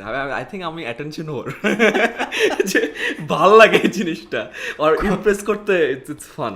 কন্টেন্ট ক্রিয়েটার এক সময়, আচ্ছা আমি ওয়ার্ডটা না বলে আমি খুবই ডিসেন্ট, আমি এইসব কথাবার্তা বলি আমি। আচ্ছা যখন তুমি ইয়ে পড়াচ্ছ, টিউশনি করাইতেছো, তারপরে তুমি আস্তে আস্তে ভিডিও বানানো শুরু করলা। ভিডিও বানানো শুরু করার পর থেকে ফার্স্ট টাকা আয় পর্যন্ত কন্টেন্ট থেকে কতদিন লাগছে? আমি তো 11তে এইচএসসি না তুমি, হ্যাঁ 11তে। সো 12তে আমি ঢাকা বিশ্ববিদ্যালয়ে ঢুকলাম। আইবিএতে ঢোকানোর পর থেকে টিউশন করা শুরু করছি। আমার ফার্স্ট টিউশন ছিল 3000 টাকার, ক্লাস 8 একটা বাচ্চাকে পড়াতাম। তারপরে মে জুন মাসে মেন্টার্সে রিক্রুট করে, সো মেন্টার্সে ঢুকলাম। তারপরে মেন্টার্সে পড়ানো শুরু করলাম, তখন টাকা একটু বাড়ছে। তারপর যেটা হয় 2-3 মাস পরে প্রাইভেট ব্যাচ শুরু হয় মেন্টার্সের। সো আইবিএর প্রাইভেট ব্যাচগুলোর ওয়াজ ভেরি কস্টলি, মানে ওইটা হয়তো পার ক্লাসে টাকা দেয়, বুঝছো, মানে পার পার্সন পার ক্লাস। আমাদের আমলে সেই 12 সালে 1000 টাকা দিত একটা স্টুডেন্ট। সো তুমি যদি মনে করো যে 5 জন স্টুডেন্টকে পড়াও, আমি যেটা কোনো ব্যাচে পড়াইতাম 1 জন 5 জন, সো তখন 1000 টাকা নেন 800 টাকা করে নিতাম আর কি। বাট 5-8 40, 4000 টাকা এক সিটিংয়ে। সো তুমি যদি 3-4টা ব্যাচ পড়াও, তুমি চিন্তা করো 3টাও পড়াও, এক সিটিংয়ে 4000, 3-4 12,000 টাকা পার ডে। সো ওই আমলে বুঝে আমরা ফ্রেন্ডরা কম্পিট করতাম যে আজকে 12,000 টাকা, আজকে এত হাজার টাকা। সো ওইটা ওয়াজ মাই ফার্স্ট ইনকাম বলা যায়। সো ওই আমার ফার্স্ট ইয়ারে ইনকাম শুরু হয়েছে 3000 টাকা দিয়ে, বাট ওই বছরেই আমার দেখা যেত মান্থলি ইনকাম লাখ লাখ টাকার উপরে উঠে গেছিলো সিজনের টাইমে। পুরো বছর আবার না, কারণ আমার তো আবার অ্যাডমিশন টাইমটাতে। সো পরীক্ষা শেষ হতো মে মাসে, সো জুন থেকে ডিসেম্বর পর্যন্ত আমি পড়াইতাম। একটা ভালো অ্যামাউন্টের টাকা আসতো, মাসে 1.5 লাখ টাকার মতো আসতো। সো মনে করো 7-8 লাখ টাকা একটা ইয়ে চলে আসে। সো এইটা হলো আমার ইনকাম। সো আমি অ্যাকচুয়ালি 4 বছর কিন্তু মেন্টার্সে পড়াইছি, প্রাইভেট ব্যাচ পড়াইছি, তারপরে ভিডিও বানানো শুরু করছি 14 সালে। আরও একটা ইন্টারেস্টিং ঘটনা আমি কখনো বলিনি, আমার যে ফার্স্ট ভিডিওটা 10 মিনিটস খুলে গেছে, ফর্মুলা কিন্তু একটাই, যেটা কিনা মোটামুটি একটা ওই যে ব্রেক দেয় না। সো ওটা আমার এমন না যে আগে ভিডিও বানাইছে, ওটা ফার্স্ট ভিডিও ছিল, ওটাই ব্রেক দিয়েছে। I was lucky. ওইটা অ্যাকচুয়ালি ছিল একটা টেলকোর জন্য। আচ্ছা, স্পন্সরড ভিডিও ছিল? না, স্পন্সর ভিডিও না, টেলকোরই একটা প্ল্যান ছিল। সো ওই টেলকোর জন্য ওই ভিডিওটা বানাইছিলাম। টেলকোকে তুমি পেলা কিভাবে ওই সময়? না, আমি পাই নাই। সো টেলকোর প্ল্যান ছিল যে এরকম কিছু ভিডিও বানাবে। So Telco was trying to figure out যে আচ্ছা কাকে দিয়ে বানানো যায়। সো যে এজেন্সির দায়িত্ব পড়ছে, ওই এজেন্সি ছিল হলো স্টুডিও ইমাজিন, আমার আইবিএর সিনিয়র ভাইয়া, 18th ব্যাচ, আমি ছিলাম 20th ব্যাচ। সো ওই ভাইয়া জানেন ততদিন আমি মেন্টার্সে আমি খুব ভালো পড়াতাম, আমার ইভ্যালুয়েশন খুব হাইয়েস্ট ছিল। ইভ্যালুয়েশন হলো ওই যে ওই স্টুডেন্টরা মার্ক করে আর কি তোমাকে। সাজ লাগে ওই যে পপুলার টিচার, ওরিয়েন্টেশন ক্লাস নেয়, ওই ছোটো স্কেলে পপুলার টিচার আর কি। সো ওকে আনো, ও ভালো পড়াবে, অ্যান্ড বেসিক ম্যাথ, জিওমেট্রি। তো ওই বিষয়ে আমি শ্যুট করছিলাম। এখনও ভিডিওটা আছে, ফর্মুলা কিন্তু একটাই নাম ভিডিওর, সাদা একটা পোলো পরা, আসলেও হ্যাংলা পাতলা লাগতেছিল, করছে। সো ওই ভিডিওটা আরেকটা কন্টেন্টের দায়িত্বে ছিল একটা বড় এনজিও, দ্য বিগেস্ট এনজিও বলা যায়। সো ওরা রিজেক্ট করছে। বাট যেহেতু আমার সিনিয়র ভাই ছিল, ওরা আবার টেলকোর কাছে দেখাইছে যে ভাই দেখেন বাট ভিডিওটা ভালো। পরে ওরাও রিজেক্ট করছে যে না, ও তো টিচার, এক হলো টিচার না, 2 হলো কেমন লাগতেছে হ্যাংলা পাতলা একটা ছেলে, এই ভিডিওটা হবে না। তারপরে আমি ভাইয়াকে বলছিলাম যে ভাইয়া ভিডিওটা যেহেতু ইউজ করতেছে, আমি কি ইউজ করতে পারি? আচ্ছা ঠিক আছে, আমার কয়েকদিন পরে করো, যেহেতু রিজেক্ট করছে পরে। তারপর 2-3 মাস পর আমাকে ভিডিওটা দিয়েছে, আমি আপলোড করছি। So that's how it started. যে ও wow, And then it blew up, সবাই It share blew করা up, শুরু হ্যাঁ, করছে। আমার তার আগে তো মনে করো ফলোয়ার ছিল কত 5-6 হাজার মাত্র, মেন্টার্স আর প্রাইভেট টিউশনের যে স্টুডেন্টরা যারা ফলো করতো, ওইটাই আমার কাছে ছিল মনে করো যে ও বাবা, আমি ফলোয়ার চেক করতাম প্রোফাইলে যে বুঝছো যে 5,000 ফলোয়ার, আমার কাছে 4,597, আজকে 99 হয়েছে। ওই আমলটা ছিল, সবাইকে অ্যাডও করে ফেলতাম স্টুডেন্টদের কাছে, ওই আমল ছিল। ভিডিও আপলোড করছি, এর আগে 10 মিনিটসগুলোর ফেসবুক পেজে কোনো ভিডিও নাই, first video. First video 10 minute স্কুলের পেজ থেকে গেছে, পেজ থেকে গেছে। ততদিনে 10 মিনিট স্কুল নামের এক্সিস্টেন্স আছে, আমার কোনো পেজ নেই তখন, আইমান সাদিকের কোনো পেজ নেই, I am not a creator. 10 minute স্কুলের পেজ আছে, ওখানে আমি ইনফোগ্রাফিক বানাইতাম, ডিজাইন করতাম, পাওয়ার পয়েন্টে বানাইতাম, ডিজাইন করতাম, পোস্ট করতাম, বানাইতাম, পোস্ট করতাম। যেহেতু আমি অ্যাডমিশনের নিয়ে কাজ করতাম, সব অ্যাডমিশনের বিভিন্ন জিনিস, যে কতজন পরীক্ষা দেয়, কতজন চান্স পায়, এত থেকে এত পার্সেন্ট, ইনফোগ্রাফিক বানাইতাম আর কি, স্লাইড ছেড়ে আপলোড করতাম, ওরা ওখানে পোস্ট দিতাম। So that was the first video. Upload করে খাইতে গেছি, এসে দেখি যে 30-40টা শেয়ার, মানে এখন অফকোর্স 30-40 ইজ নাথিং, বাট ওই আমলে ব্যাক ইন 2014, আমার জন্য অনেক কিছু। না 2014 30-40 আমার না, মানে আমি জীবনে 30-40 শেয়ার দেখি নাই, বাই দ্য ওয়ে, জীবনে দেখি নাই যে 30 জন মানুষ শেয়ার করছে। অ্যান্ড আমি দেখি আমার আইবি এর 2-1 জন মানুষ শেয়ার করছে, বুঝছো, সিনিয়র ভাইরা। কি হয়েছে এইটা? তারপরে ওই দিনের পর ঘুমাইছি, সকালবেলা উঠে রিফ্রেশ দেখি 100 মানুষ শেয়ার করছে। আমি ওকে, দিস ইজ আ থিং। তারপর যেটা হয়, ওইটা দিয়ে আইবিএ তো অনেক মজা হইতো, ফর্মুলা কিন্তু একটা আমাকে দিয়ে মজা করতো যে এরকম করছে, ভূমিগুণ উচ্চতা থিং এন আইবিএ। তো তারপর থেকে আস্তে আস্তে ভিডিও বানানো শুরু করলো। সো তারপর যেটা হইলো, যেহেতু টাকার কথা বলছো, আমি 19 বছর বয়স থেকে টাকা ইনকাম করা শুরু করছি, যে 3,000 টাকা থেকে। দেন ওই বছরের প্রতি মাসে লাখ টাকা ইনকাম হইতো অন অ্যান অ্যাভারেজ। আইবিএ থেকে বের হয়েছি, আমার ইনকাম 0 হয়ে গেছে। তখন আইবিএর থেকে বের হইলে কি আর আইবিএর কোচিং করানো যায় না? না, এটা যায় না। সো ইটস আ থিং, বুঝছো। সো তুমি বের হয়ে গেছো আর তুমি শেষ, মেন্টার্সের পড়াবা না, শেষ। That's how it is. মানে you get a farewell and all, বুঝছো। So no one expects. তো বের হয়ে গেছে, এখন তার যেহেতু মেন্টার্স স্টুডেন্ট পড়ায় তো লজ্জা লাগে, তো উচিত না, মানে থাকে না ট্রেডিশন। সো তখন আর টাকা পয়সা নাই। তখন 10 মিনিট স্কুল ফার্স্ট রবি থেকে স্পন্সরশিপ পায়, অ্যারাউন্ড 70 লাখের মতো, 70 লাখ টাকার মতো। ওইটা ওয়াজ আ বিগ থিং, বিকজ তখন যেটা হয়েছিল যে আমার অপশন ছিল যে কোনো একটা ভালো জায়গায় যাওয়া, এমএনসি, অ্যান্ড তখন আমি ইউনিলিভারের বিজমাস্টার্স চ্যাম্পিয়ন ছিলাম, ইউনিলিভার যে ন্যাশনাল চ্যাম্পিয়নশিপটা করে। সো পিপল ওয়ার এক্সপেক্টিং যে আমি ইউনিলিভারে যাবো। তারপর যেটা হয় যে ইউনিলিভারের ওইটার পর একটা গ্লোবাল চ্যাম্পিয়নশিপ হয়, যে প্রতিটা ইউনিলিভার 30টা দেশের ন্যাশনাল চ্যাম্পিয়নরা গ্লোবালে যায়। আমরা গ্লোবাল চ্যাম্পিয়নশিপ জিতে গেছি। It's like a big thing, paper পত্রিকায় আসছে, for the first time Bangladesh গ্লোবালটা জিতছে, লাইক হার্ভার্ড MIT-কে হারায়। আমার বাপ মা ভাবছে আমি ইউনিলিভারে ঢুকে গেছি, ডান। সো তখন স্পন্সরশিপটা পাই নাই, বাট লাস্ট মোমেন্টে যখন যাবো বা যাবো না, এখন স্পন্সরশিপটা কনফার্ম হলো, তারপর আর যায়নি। যখন রবি স্পন্সর করলো তোমাদের, 70 লাখ টাকা দিল, তখন 10 মিনিট স্কুল কত বড়? তখন হলো 2014 সালে ফেসবুক পেজ শুরু হয়েছে, 15 সালের জুলাইয়ে ট্রেড লাইসেন্স হয়েছে। সো 16 সালের শুরুতে আমি পাইছি। সো অফিসিয়ালি 10 মাসের বয়স তখন 7 মাস। আর ইনকামের দিক থেকে শূন্য, ইনকামের দিক থেকে একদম শূন্য, জিরো টাকা পয়সা। ইভেন অ্যাড রেভিনিউ ছিল না তখন, তাই না? অ্যাড রেভিনিউ হয়তো বা ছিল, বাট কত, $100 না, বলার মতো $10 মতো। তখন তো ফেসবুকে ছিল, ফেসবুকে তো ছিল না, ইউটিউবে কিছু ভিডিও ছিল, ইউটিউবে কত 200-300 ভিডিও ছিল। মান্থলি ডলারে বললে $50 ছিল না, মানে টাকার জন্য আমরা পাইনি, আমরা পাইছি বেসিক্যালি আইবলসের জন্য। সো রবি আমাদেরকে স্পন্সর করছে বিকজ ওদের CSR ফান্ড ছিল, অ্যান্ড CSR ফান্ড গেছে যে এত মানুষের কাছে রিচ আউট করছে। আমরা জাস্ট দেখাইছি যে ভাই আমাদের ফেসবুক পেজে এত মানুষ আছে, এতগুলো ভিডিও আছে, ইউটিউব পেজে এত মানুষ আছে, এত মানুষ দেখতেছে, it's a good deal. 70 lakh স্পন্সরের পুরো ব্যাপারটা কিরকম ছিল? 70 লাখ টাকা দিল, বদলে কি হবে? 1 বছরের পাওয়ার্ড বাই রবি, সব কন্টেন্টে পাওয়ার্ড বাই রবি। তারপরে কি ওটা রিনিউ করছিল তোমরা? হ্যাঁ, সো এখন আছে আমাদের 5 বছর দাম বেড়েছে? দাম খুব একটা বাড়ে নাই, কম, কারণ ওদের ওইখানে যেটা থাকে যে এত বড় চাঙ্ক তো আসলে difficult, it's a big amount, right? So 1 কোটির আশেপাশে একটা। এখনো কি ওরা এটা CSR বলে চালায়? এখনো CSR, হ্যাঁ, সাস্টেনেবিলিটির আন্ডারেই আছে। Yes, nice. কিরকম বাড়ছে বলা যাবে না? এটা বলা সেফ না। এখনকারটা তো একটু সেফ না, বাট খুব একটা না, বললাম না 1 এর আশেপাশে, কারণ কারেন্টলি আমরা এগ্রিমেন্টে আসি। So I am not suppose two, নাহলে আমি এটাও বলে দিতাম। না বলতে হবে না, যেই জন্য আমি এটা ভাবতেছি, কারণ এত কমে যদি পাওয়া যায় তাহলে মোটামুটি আরো অনেকে আমি যারা ইন্টারেস্টেড, রাইট। বাট আমরা এখন ওই মডেলে তো নাই। সো আমরা জাস্ট এগ্রিমেন্ট শেষ হওয়ার জন্য ওয়েট করতেছি। So it's a successful exit for both of us. রবির জন্য সাকসেসফুল বিকজ আমাদেরকে সাস্টেনেবল করে ফেলছে, আমরা এখনো তুলিও নাই এই বছরের টাকা, সো পুরো বছর চলে গেছে আমরা টাকা তুলে কিছু দরকার পড়ে নাই আর, so it's a good exit and I am very grateful আলহামদুলিল্লাহ বিকজ 100%। ওই আমলে ইমাজিন আমি জাস্ট হাইওয়ে থেকে বের হয়েছি, আমার কাছে চাকরি নাই, আমার কোম্পানিতে একটা পয়সা নাই, আমি লিটারেলি কোনো এক্সপিরিয়েন্স থাকা নাই আমার, আমাকে একটা কোম্পানি এত টাকা দিচ্ছে যে ভাই ঠিক আছে তোমার এটা ভালো হচ্ছে আমি চালাও, এটা কখনো হয় না, আমি হলে দিতাম না। সো বাট ইন হাইন্ডসাইট রবির যেই লোক এই কাজ করছে সে তো আমি আগেই জানতাম। আমি আগে জানতাম, so that was a good thing, আলহামদুলিল্লাহ it was a good win win deal. টাকা আয় করার জন্য তোমার মতে যারা ভিডিও দেখতেছে বেস্ট উপায় আসলে কি এখন বাংলাদেশ কনটেক্সটে কেউ যদি টাকা আয় করতে চায়?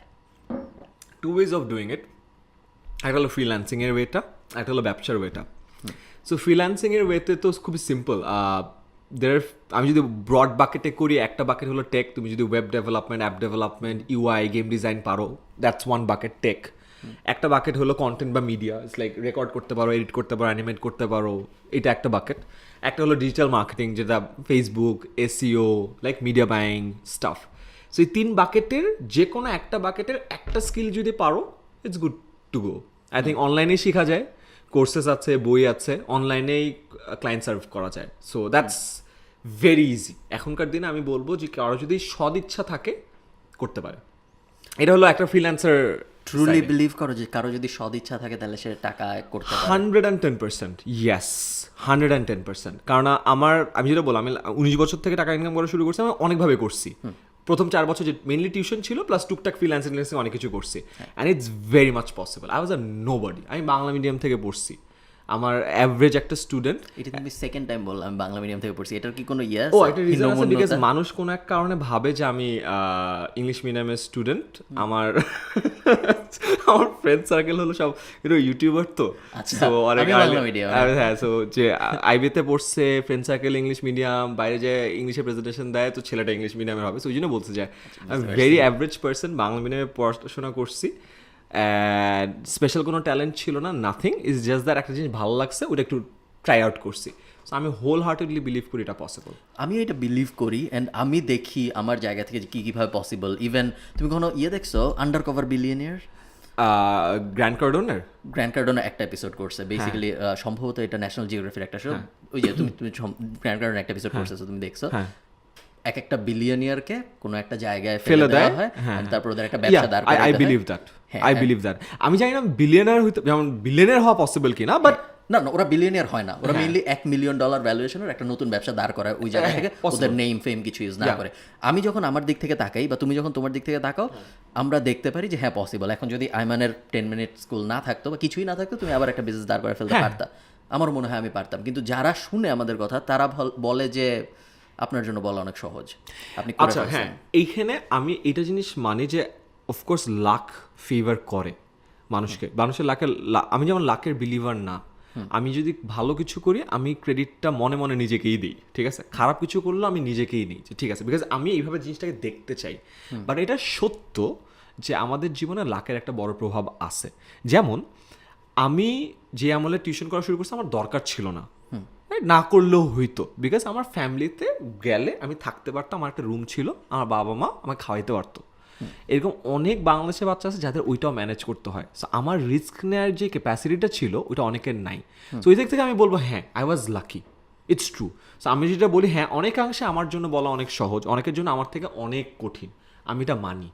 বাট আমি এটাও বিশ্বাস করি যে যতটুকুই কঠিন হোক না কেন, we can try out, and try out করার পরে যদি, যেটা বললাম, সদিচ্ছা যদি থাকে, জিনিসপত্র তো আরও অনেক ইজি হয়ে গেছে আমাদের আমলের থেকে এখন, রাইট? এখন আমরা ওই পর্যায়ে চলে আসছি যে এখন আমাদের বলতে হয় আমাদের আমল। হ্যাঁ, বিকজ আমি আমার টাকা যেটা 19 বছর, 2012 সালের কথা, 10 বছর হয়ে গেছে। আমি যখন প্রথম ওয়েবসাইট বিক্রি করছি, আমার মাকে আমার এক বন্ধুর মা জিজ্ঞেস করছিল যে, তখন আবার নর্থ সাউথ অনেক কারণে ফেমাস হচ্ছে আস্তে আস্তে, তো জিজ্ঞেস করছে যে ও কি ওরকম কিছু করে, টাকা থেকে আসলো ওই স্পটের। আচ্ছা, ওই সময় তখন আমার ব্যাংকে কিছু টাকা আসছে বিদেশ থেকে টাকা আসলো ওর কাছে, ও কি করে একটু দেখেন।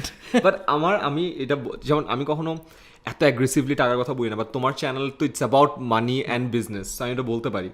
বাংলাদেশে স্কুল কলেজ বা এডুকেশন সিস্টেম একটা জিনিস শেখায় না, সেটা হলো মানি ম্যানেজমেন্ট বা মানি আর্নিং বা হোয়াট এভার। অর্থই অনর্থের মূল।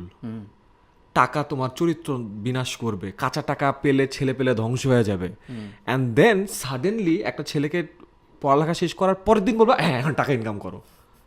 এটা কেমনে পসিবল, রাইট? আমার কাছে মনে হয় যে মানি ম্যানেজমেন্টের জিনিসটাকে নেগেটিভ ওয়েতে না দেখায় মানুষকে আগে থেকে প্র্যাকটিস করানোটা অনেক বেশি দরকার।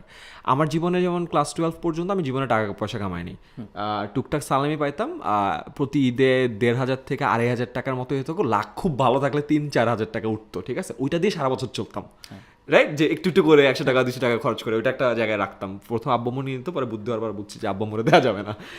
ফার্স্ট টাকা ইনকাম করা শুরু করছি হলো 19 বছর বয়সে, যে 3,000 টাকা থেকে। আমার কাছে মনে হয় ওইটার পরে আমি নিজে অনেক রেসপন্সিবল হয়েছি। আমি বুঝছি টাকার মূল্যটা কোথায়, আমি বুঝছি টাকা ইনকাম করাটা কত কষ্টের, আমি বুঝছি যে এটা হেলা ফেলার বিষয় না। তো ওটার প্রতি আমার রেসপেক্ট বেড়ে গেছে, যারা টাকা ইনকাম করে ওদের প্রতি আমার রেসপেক্ট বেড়ে গেছে। So as a whole, as a person, you grow mentally, and তোমার এমপ্যাথি বেড়ে যায় টুয়ার্ডস অল দিস পিপল যারা টাকা ইনকাম করে। আমি তখন বুঝছি যে কেন এতদিন আমার বাবা আমি যা চাইছি কেন দেয় নাই, and I am so grateful for that. আমার কাছে মনে হয় মিডল ক্লাস পরিবারে জন্মগ্রহণ করা একটা বিশাল আল্লাহর নিয়ামত। কেন জানো? Because you get to earn things by your own. তোমাকে কিছু দিয়ে দেয় না। আমার এখনও লাইফে গাড়ি কিনি নেই, রাইট? সো যেদিন আমি গাড়ি কিনবো ওই দিন আমাকে it will be a thing যে আমি গাড়ি কিনছি। অলদো আমার শখ নাই গাড়ি কিনা, আমার জাস্ট সেইং আর কি, রাইট? কারণ আমার বাবার গাড়ি ছিল না, আমার বাবা আর্মিতে ছিল, আমার বাবার জীবনে গাড়ি কিনে নাই। আবু রিটায়ারমেন্টের পর সেকেন্ড হ্যান্ড গাড়ি কিনছে, এটা আমি আমার বাবার শেয়ার করি। আমার বাবারও নিড না, আমার মতো কারোর শখ নাই, বাট আমার যদি যেদিন কিনবো it will be a thing, right? বা যে মনে করো আগে থেকে গাড়ি টাড়ি কিনছে ও কিন্তু এই সুখটা কখনো পায় না, রাইট? সো বড় লোকের বাচ্চাদের ডোপামিন হিট করানো কষ্ট, অনেক কঠিন। তুমি যত বড় লোক হবা তোমার সুখ কেনার খরচটা তত বেড়ে যায়, আর তুমি যত মিডল ক্লাস তোমার সুখ কিন্তু অনেক সস্তায় পাও। তো যেহেতু আমি মিডল ক্লাস পরিবারে জন্মগ্রহণ করছি, আলহামদুলিল্লাহ আমার শিক্ষা টিক্ষা হয়েছে, সো আমি ওইটা পার করে গেছি, অ্যান্ড আমি অনেক কম খরচে অনেক সুখ পাই আসছি, and you can go above and beyond whatever, but মানে সুখ পাওয়ার জোনটা আমাদের জন্য অনেক বড়। I agree. আমরা টাকা পয়সা নিয়ে আরও কথাবার্তা বলবো, বাট লাস্ট একটা মজার টপিক আছে যেটা তোমাকে জিজ্ঞেস না করলে মানুষের রাগ হবে। সেটা হইলো যখন কোনো কন্ট্রোভার্সি হয়, আমি জানি যে তুমি কন্ট্রোভার্সি ব্যাপারটা অনেক পছন্দ করো, তোমার সাথে হয় প্রায়। যখন কোনো কন্ট্রোভার্সি অন অ্যান অ্যাভারেজ বছরে একটা এখন তো পিআর টিম আছে এই বছর আমরা যখন রেকর্ড করতেছি, এখন আজকে December 23, আজকে 24 আর 7 দিন আছে। এই বছর এখনো কিছু হয় নাই, আমি জাস্ট কাউন্টিং যে ওকে 2021 মনে হয় না তোমার কন্ট্রোভার্সিগুলো এত কি বলে রেলেভেন্ট থাকে যে আমার মনে হচ্ছে এই বছরই হয়েছে, মনে হচ্ছে না যে 1 বছর হয়ে গেছে, হয় না। 1 বছর, গত বছরটা ও আল্লাহ। যখন কোনো কন্ট্রোভার্সি হয় এন্ড যখন তুমি জানো যে তুমি কিছুই করোনি, আগের দিন নর্মালি ঘুমাইতে গেছিলা, পরের দিন কন্ট্রোভার্সি, এমন না যে ঘুমে থেকে ওঠার মাঝখানে কিছু হয়েছে, গাছে উঠে যায়, তখন কেমন লাগে? খুবই প্যাথেটিক। আমার usually I am a very happy person, এবং আমি হ্যাপিনেসকে লাইফে সবার উপর ইন্ডেক্স করি, above and beyond money, way above and beyond money. And আমার ইউজুয়াল লাইফে যেমন খুব একটা এমন না থাকে না, অনেকে বলে আমার লাইফে অনেক দুঃখ আছে, দুঃখ থেকে আমি বড় হয়েছি। আমার লাইফে আসলেও দুঃখ নাই, কিন্তু আমি হ্যাপি পারসন। বাট আমার লাইফে 3-4টা এরকম ওই যে পিয়ার ডিজাস্টার আর কন্ট্রোভার্সিসের টাইমটাও ছিল যেটা খুব খারাপ ছিল। মানে ওই 5 থেকে 7 দিন ডিজাস্টার, মানে মেন্টালি ফিজিক্যালি মানে খুবই স্ট্রেনিং ছিল। অ্যান্ড এমন হয়েছে যে সকালবেলা উঠছি, তারপর থেকে মোবাইলে এই ঘাটতে ঘাটছে, কিচ্ছু খাই নাই, লাঞ্চ হয় না, ডিনার নয়, 9:30 10টা পর্যন্ত পরে করছো। ওই টাইমগুলো খুবই ডিজাস্টারাস ছিল। অ্যান্ড এই কন্ট্রোভার্সি জিনিসটা না এমন যে তোমার একটা অভ্যাস হয় না, এটা অভ্যস্ত হন। যেমন কোম্পানির কাজ করতে করতে, কোম্পানির প্যারা খাইতে খাইতে না তুমি অভ্যস্ত হয়ে যাবা, তুমি নিতে পারবা, মানে থাকে না ব্যথা পাইতে পারবে, সহ্য করতে পারবা। কন্ট্রোভার্সি হলে আমার একটা জিনিস, এক এক সময় এক এক ধরনের কন্ট্রোভার্সি পয়দা হয়, রাইট? এক এক অ্যাঙ্গেল থেকে আসে, এক এক ধরনের জিনিস হিট করে। সো এটাতে না প্রিপারেশন নেওয়ার বা অভ্যস্ত হওয়ার কোনো চান্স নাই। অ্যান্ড প্রতিবারই যখন আসে, প্রতিবারই আমার কাছে মনে আমি একটা নেদা বাচ্চা আমাকে একদম পিছিয়ে দিয়ে গেল। সো এই টাইমটা হরেবল। মানে তোমার কন্ট্রোভার্সিটা, আমি যেহেতু তোমার ফ্যামিলির কারো কারোর সাথে কানেক্টেড, তোমার কন্ট্রোভার্সিটা তোমার মানে অন্য যাদের সাথে আমি কানেক্টেড তাদেরও অনেক স্ট্রংলি এফেক্ট করছে। অনেক। And সাদমান তারাও চুপচাপ হয়ে গেছে, তারাও কিছু হ্যাঁ। বলে না এখন ভয়ে, বিকজ তার ভাইয়ের সাথে একসময় একটা একশো controversy একটা হয়েছিল। যেমন সাদমান অনেক কিছুর ব্যাপারে খুবই যে না আমি এটা করবো না, আমি এটা করবো না, বিকজ ও কাছ থেকে দেখছে হোয়াট হ্যাপেন্ড আমার সাথে। সো ওই ওই ওই জিনিসগুলো আর কি। হোয়াট হ্যাপেন্স, বাসার ভিতরে কি হয় যখন এরকম কোনো একটা কন্ট্রোভার্সি হয়? আমার তোমার স্কেলে তো আমার কখনো কন্ট্রোভার্সি হয় না, যেহেতু আমি ভালো। না ফান অ্যাকচুয়ালি অনেক ভালো, সো হোপফুলি হবে না ইনশাআল্লাহ। আমি আই আই ইনশাআল্লাহ। প্রে দিস ফর এভরিওয়ান যে কারো জন্য এই ওই মেন্টাল টর্চারটা না, বিকজ ফিজিক্যাল টর্চার না ইটস বিয়ারেবল ভাই, mental torture is something that is unbearable, just pathetic. অনেক যেটা আমি বলতেছিলাম যে আমার অত হয় না, কিন্তু আমাকে হাইয়েস্ট আমার কন্ট্রোভার্সি বললে আসলে তোমার লেভেলে এটা লাইক নাথিং, মানুষজন গালি দেয় কমেন্ট, এটা হলো আমার আই থিঙ্ক ইটস আমাদের জেডিতে পড়ে এটা, কন্টেন্ট ক্রিয়েশন করো ইটস আ জেডি, তুমি কিছু গালি খাও। আমার জন্য জেডিতে পড়লো, কিন্তু ধরো আমার মা মাঝে মধ্যে কমেন্টে ধরো 2000 ভালো কমেন্ট, একটা গালি, ওই গালিটা মার চোখে পড়লো, গালিও হইতে হবে না, হ্যাঁ Like খারাপ কথা ধরো বলছে, নেগেটিভ একটা কমেন্ট, ফারহান খান এটা বললো কেন, হ্যাঁ এটা বললো কেন, তুই বেশি বুঝো, বেশি বুঝো, হ্যাঁ ওইটা দেখেও আমার মা নেগেটিভলি এফেক্টেড হয়। এখন এখন আমি যখন এটা কম্পেয়ার করার চেষ্টা করি, যে ধরো তোমাকে একজন বললো যে একটু অ্যাডভান্স লেভেল, আমি জানি না কতটুকু বলা সেফ, আমি শিওর না যে তোমার পিয়ার আমাকে বলছে মেরে ফেলবে, হ্যাঁ তোমার বললো মায়েরা ফেলবো, গলা কেটে ফেলবো, শেষ। হ্যাঁ। তো এরকম যখন হয় তখন ফ্যামিলির ভিতরে কি হয়? মেরে ফেলাটা গত বছর একবার হয়েছে, তার আগেরগুলোতে ওরকম হয় নাই। সো গত বছর ওয়াজ ভেরি ডিজাস্ট্রাস। সো এমন হয়েছে আমার ল এনফোর্সমেন্ট এজেন্সি থেকে রীতিমতো কল করছে, মাল্টিপল এজেন্সি থেকে, যে এই আমরা এই মুভমেন্ট দেখতেছি, তোমার নামে এই হচ্ছে, একটা মুভমেন্ট হইতে পারে, তুমি সাবধান হও। এখান থেকে বসে এই মুভমেন্ট হবে, তুমি সাবধান হও। অ্যান্ড আমার বাবা আর্মিতে ছিল, আমার বাবার ডিজেফাইতেও ছিল, so he knows about all this. So যেটা প্রবলেম, আমার বাবা আমাকে দেখায় না, বাট সেও জানে, কারণ আমি জানি তার কাছেও ইন্টেল যাচ্ছে গত বছরেরটা।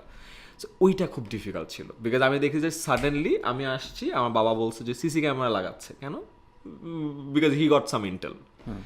ওইটা খুবই ডিজাস্টার ছিল গত বছরের একটা পার্টিকুলার। আগের বারে যেগুলো ছিল ওগুলো লাইফ থ্রেটনিং ছিল না, বাট বাবা মা দেখছে। সো দেখার ফলে যেটা হয় যে ওইবারও একটা ঝামেলা হয়েছে, ওইবারও আমাকে এক ল এনফোর্সমেন্ট এজেন্সিতে নিয়ে যাওয়া হয়েছিল এবং 5 ঘন্টা রাখা হয়েছিল, সো দ্যাট আমি কিছু না করি, আচ্ছা, রাইট? সো একটা খুবই ইন্টারেস্টিং জিনিস আমাকে খুব খাতে করছে, কিছু বলা নাই, মানে খাওয়াইছে দাওয়াইছে। যেহেতু আমার বাবা ডিফেন্সে ছিল, আমি যাই ওই পরিচয়টা দিছি যে ভাই মাইরেন না আমাকে। সো আমি বাবাকে কল দিয়ে গেছিলাম যে বাবা আমাকে যাইতে বলছে, ঠিক আছে যাও। তো খাওয়াইছে দাওয়াইছে, তখন একটা কথা বলছিল যে তখন একটা মুভমেন্ট, আমি নাম না দিই, একটা মুভমেন্ট ছিল। সো মানুষ এক্সপেক্ট করতেছিল যে আমি যেন যাই। তো আমাকে বলা হয়েছিল যে না যাওয়ার জন্য, ওই ল এনফোর্সমেন্ট এজেন্সিতে অনেক কিছু বুঝাইছে, বাট একটা কথা বলছিল যে দেখো, আমরা যে কোনো একটা মুভমেন্ট যখন কন্ট্রোল করতে চাই তখন খুব ইজি আমাদের জন্য করা, যদি একটা মাথা থাকে। এই মুভমেন্টটা আমাদের কন্ট্রোল করতে একটু বেগ পেতে হচ্ছে, বিকজ মাথা নাই। মানে উনি বেসিক্যালি আমাকে ওইটা বোঝাচ্ছে যে ইউ ক্যান বি দ্য মাথা, তুমি পরের দিন থাকবো এই জায়গাটা। So that was a bit difficult. So এই টাইপের কিছু এক্সপিরিয়েন্স হওয়ার কারণে আমার হালকা একটু মানে বুঝছি যে ও আচ্ছা এই স্টেটে জিনিসপত্র যাইতে পারে, যেটা আমি আগে এক্সপেক্ট করি নাই।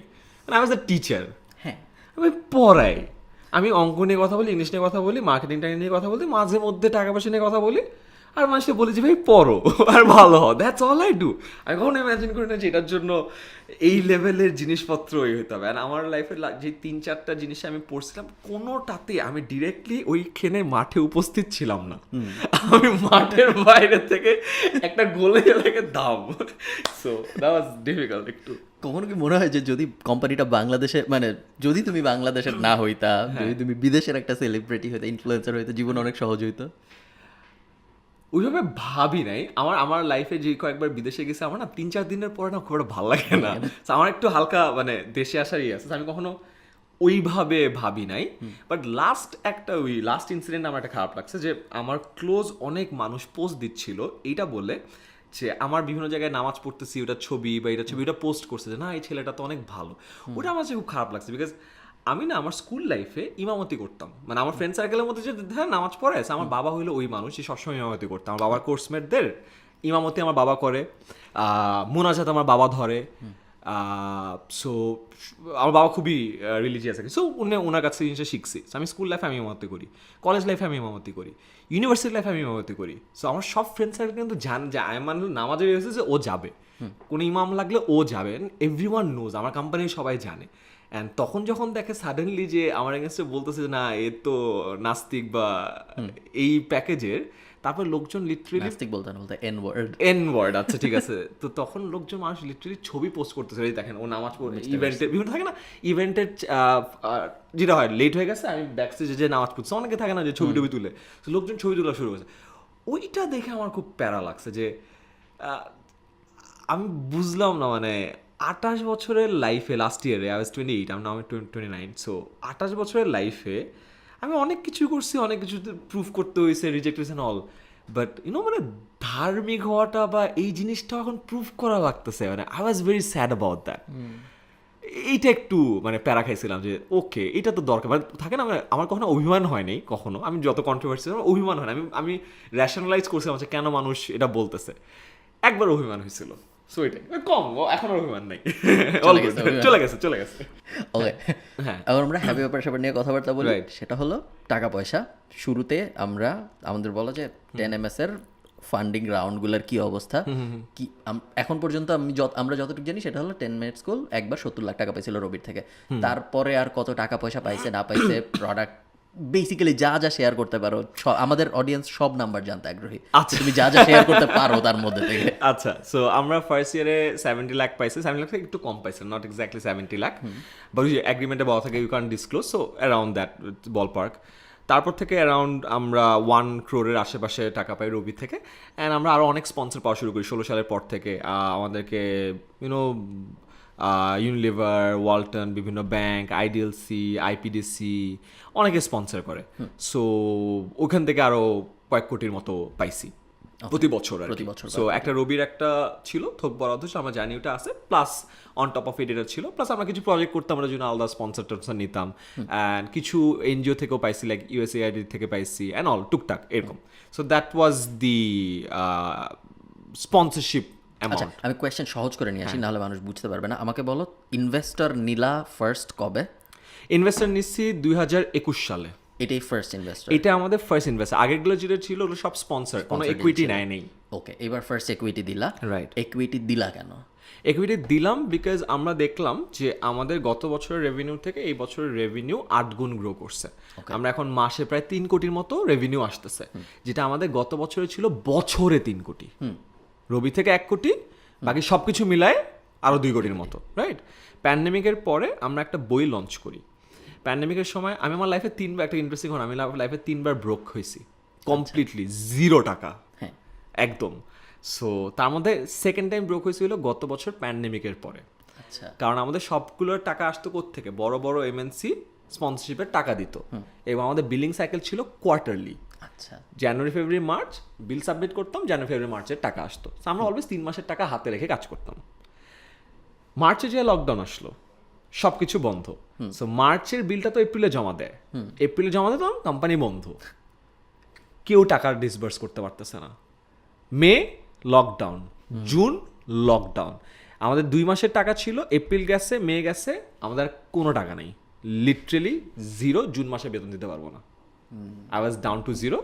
সো মে মাসে, জুন মাসের বেতনটা দিচ্ছি, আমার পার্সোনাল যত ইনকাম ছিল সবার কাছ থেকে টাকা নিয়ে তুলে যেটা হয় বেতন দিছি। জুলাই মাসে বেতন দেওয়ার কিছু নেই, আমার বাবার কাছ থেকে লোন নিছি। ইট ওয়াজ ভেরি এম্বারেসিং। কিরকম টাকা লাগতো তখন বেতন দিতে?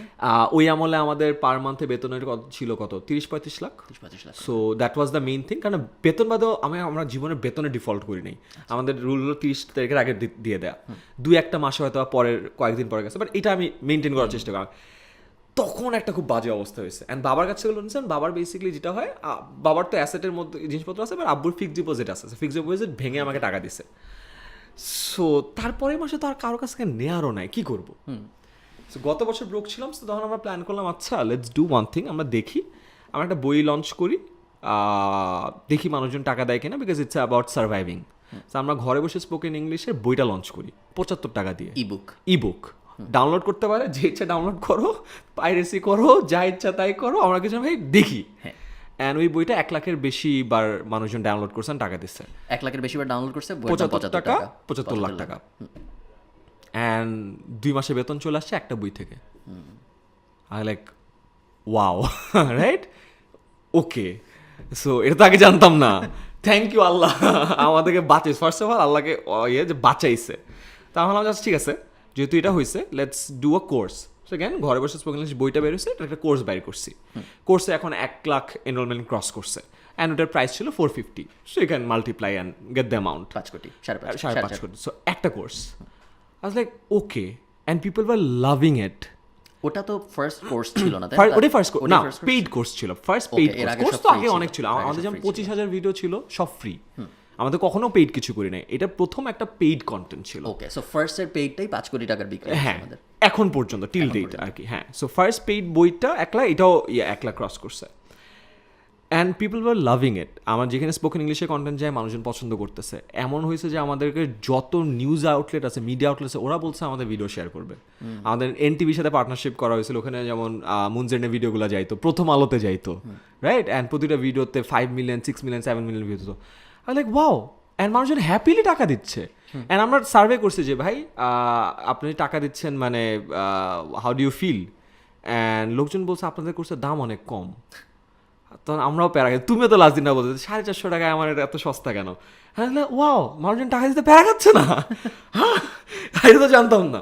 তাহলে আচ্ছা ঠিক আছে। তারপরে আমার মাথায় আসলো যে এইটাই তো কর, বিকজ কোম্পানি আমাকে টাকা দিতে পারতেছে না, আমি যদি নিজেই টাকা দিয়ে ব্যবস্থা করতে পারি, এই কোর্সের টাকা দিয়ে আমি আরও 50,000 ভিডিও বানাতে পারি। I don't need a sponsor, done. So তখন আমি বললাম ঠিক আছে, forget all the sponsors, 5 lakh 10 lakh টাকার যে স্পন্সরগুলো ছিল সব বাদ, এখানে ফোকাস করার দরকার নেই, কোর্সে ফোকাস করো, let's make money by our sales. আমরা নিজেরা সাস্টেনেবল হই, কারণ আমরা যদি সাস্টেনেবল হই আমরা নিজেদেরকে ফান্ড করতে পারবো, আরও বেশি মানুষকে রিচ আউট করতে পারবো। বিকজ আমাদের 100 জন মানুষের কিন্তু 100 জনকে মনিটাইজ করা লাগে না, 5 জনকে মনিটাইজ করা লাগে, তাহলে তুমি 100 জনকে ফ্রিতে সার্ভ করতে পারো। তারপর আস্তে আস্তে অন্যান্য কোর্স লঞ্চ করা শুরু করলাম।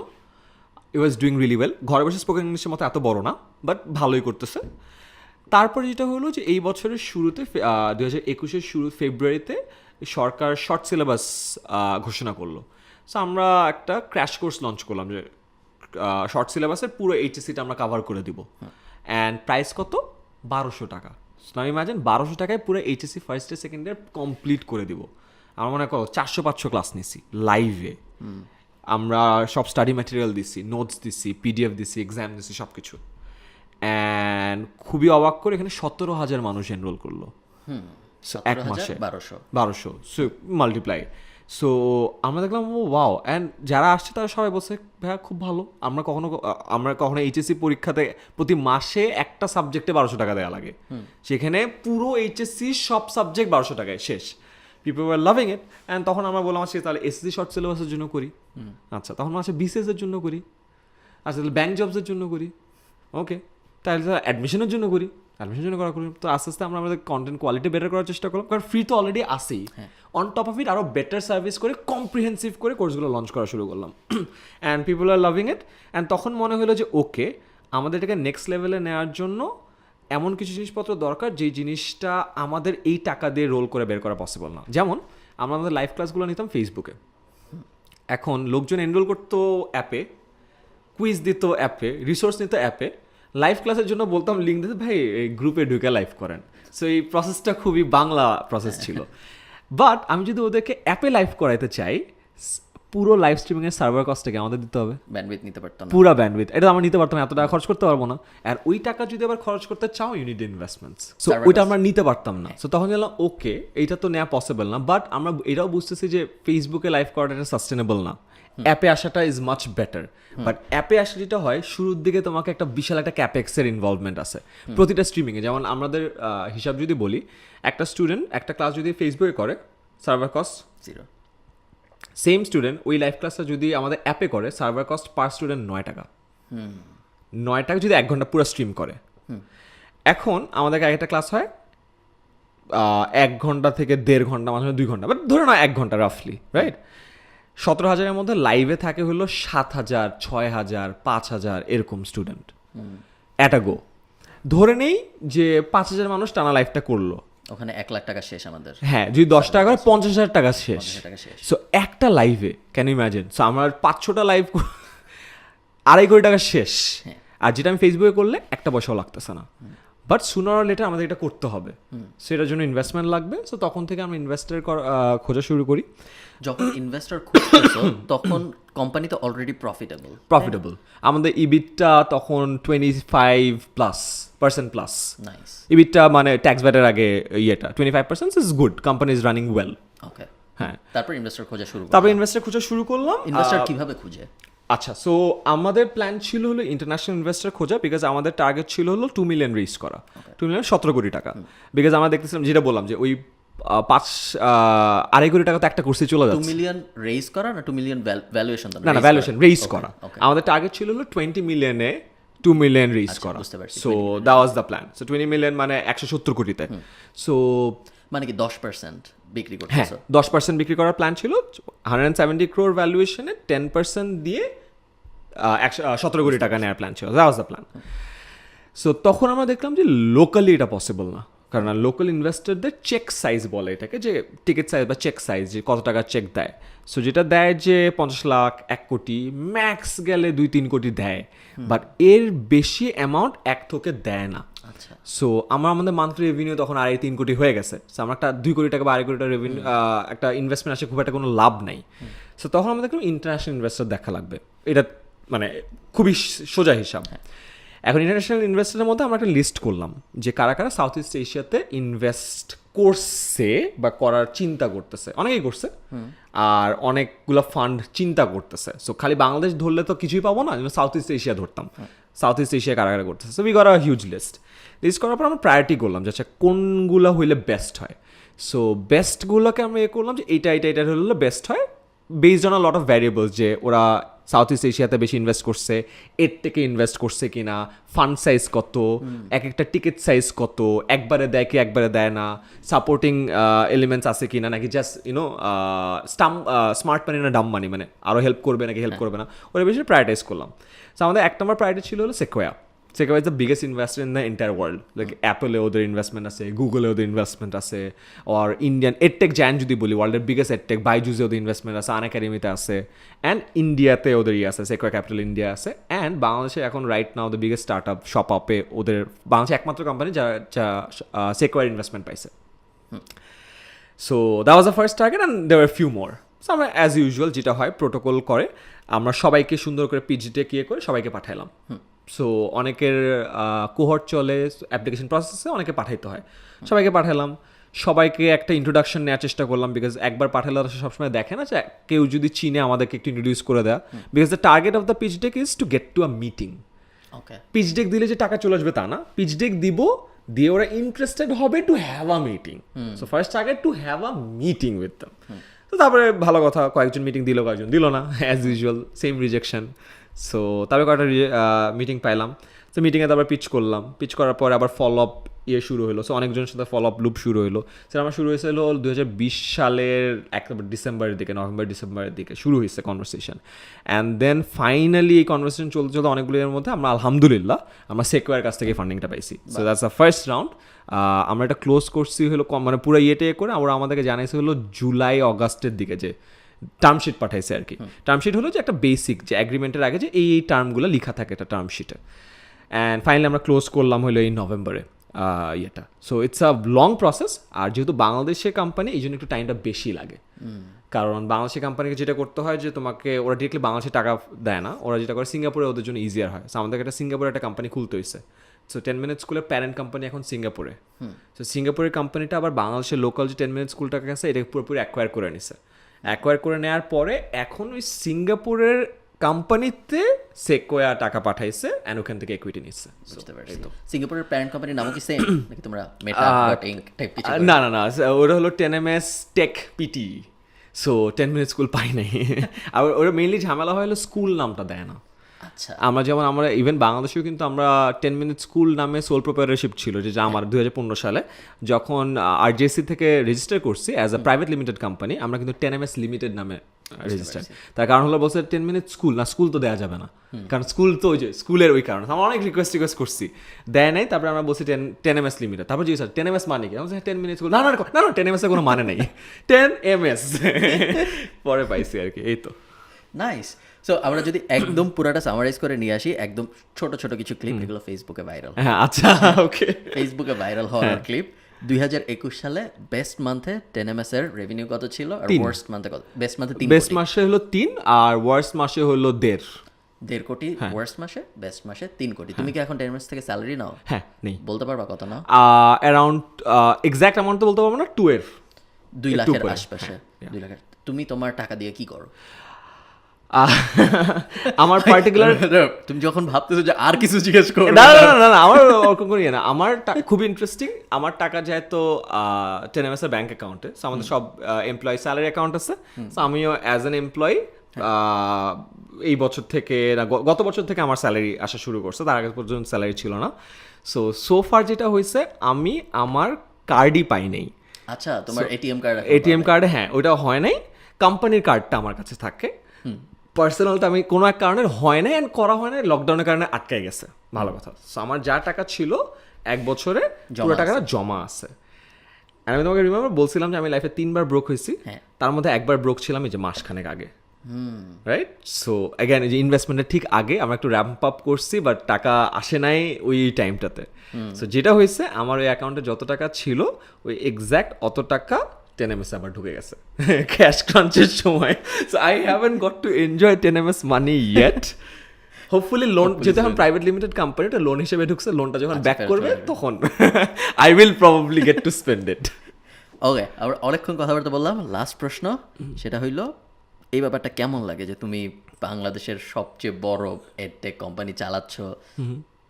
অনেক বেশ, মানে আমি জানি না তোমাকে ডিউ ক্রেডিট দেয় নাকি, আমার সবসময় মনে হয় মানুষ আমাকে ডিউ ক্রেডিট দেয় না, বাট আসলে অনেক দেয়, তারপরে আমার মনে হয় দেয় না।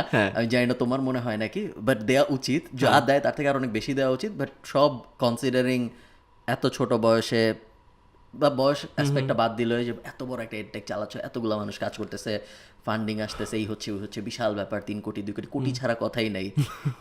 কেমন লাগে? আমার কাছে পার্সোনালি আমার কাছে মনে হয় যে আমার টিচার যে সত্তাটা আছে বা টিচিং যে ক্যাপাসিটিটা আছে, এই ক্যাপাসিটিটা বা এই সত্তাটা আমার অন্টারপ্রেনার বা উদ্যোক্তা সত্তা বা এটার থেকে একটু বড়। আমার কাছে মনে হয় এটা বড়, আমি জানি না, আর আমার মনে হয় পাবলিক পারসেপশনও সেটা। আমি যদি বলি যে মানুষ আমাকে কী হিসেবে চেনে, আমার টিচার হিসেবে চিনে, আমি কিন্তু অন্টারপ্রেনার হিসেবে কেউ সেলিব্রেট করে না।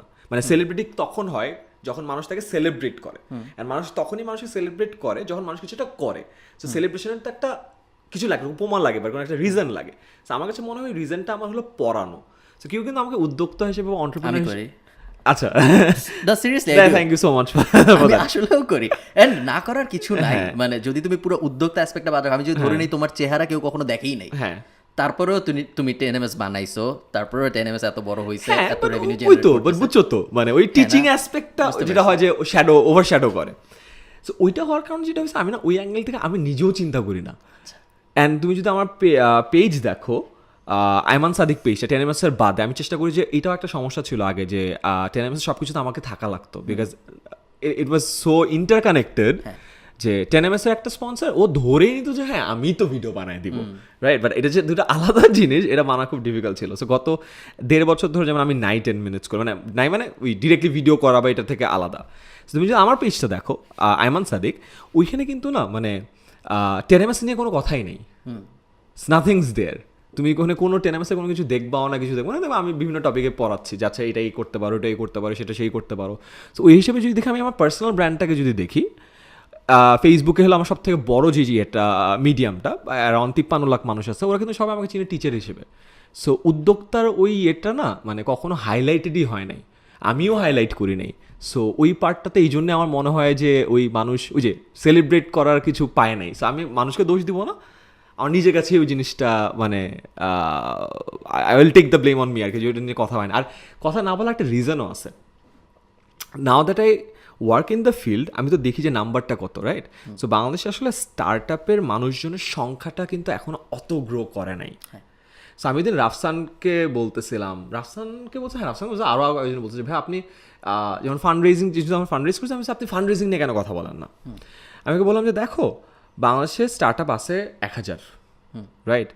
ফান্ড রেজ করতে চায় মেবি 100, ইন্টারন্যাশনালি মেবি করতে চায় 50 জন। এখন চিন্তা করো, ওদের জন্য কন্টেন্ট বানায় তো লাভ নাই, রাইট? অ্যান্ড আমার চ্যানেলে দিয়ে লাভ নেই, মানে লাভ আছে of course, we can probably have a round table meeting, একটা ক্লোজ ইনডোর সেশন, যেটা দরকার আছে, বাট আমার পেজ থেকে দেওয়ার দরকার নেই, যেখানে 50 লাখ মানুষ আছে। ওরা দেখে বলবে যে কী বলতেছে এটা, ইনভেস্টার কোর্টিং মানে কি, টিকিট সাইজ কি, সব মিসব কী বলতেছে। ওই জন্য ওইটা নিয়ে কখনো কথাও বলা হয় না, এই জন্য বলতে পারবো না, মানে বুঝছো তো প্রবলেমটা, সো ম্যাচ করে না এই জিনিসটা। ইয়া, আর তেমন কিছু জিজ্ঞেস করার নাই আমান, থ্যাঙ্কস এত টাইম দেওয়ার জন্য। মাই অ্যাবসলিউট প্লেজার। স্কেজুয়াল লাস্ট একটা কাজ করবো, এখানে তাকে একটু সাবস্ক্রাইব করতে বলো সবাই। Please please, Khalid Farhan is the man. আমি কিন্তু কেটে ভিডিও অ্যাড চালাই। So please watch his content, is doing a great job, and আমি হোল হার্টেডলি বিলিভ করি যে মানুষের যদি সদিচ্ছা থাকে ব্যবসাও করতে পারে, অ্যান্ড যে কোনো একটা উপায়ে টাকা ইনকামও করতে পারে। কাজটা অনেক সহজ এবং ওর কন্টেন্টগুলো খুবই সুন্দর করে জিনিসগুলো এক্সপ্লেন করে। Please watch his content and try to make something for your self. Yes, perfect. Thanks.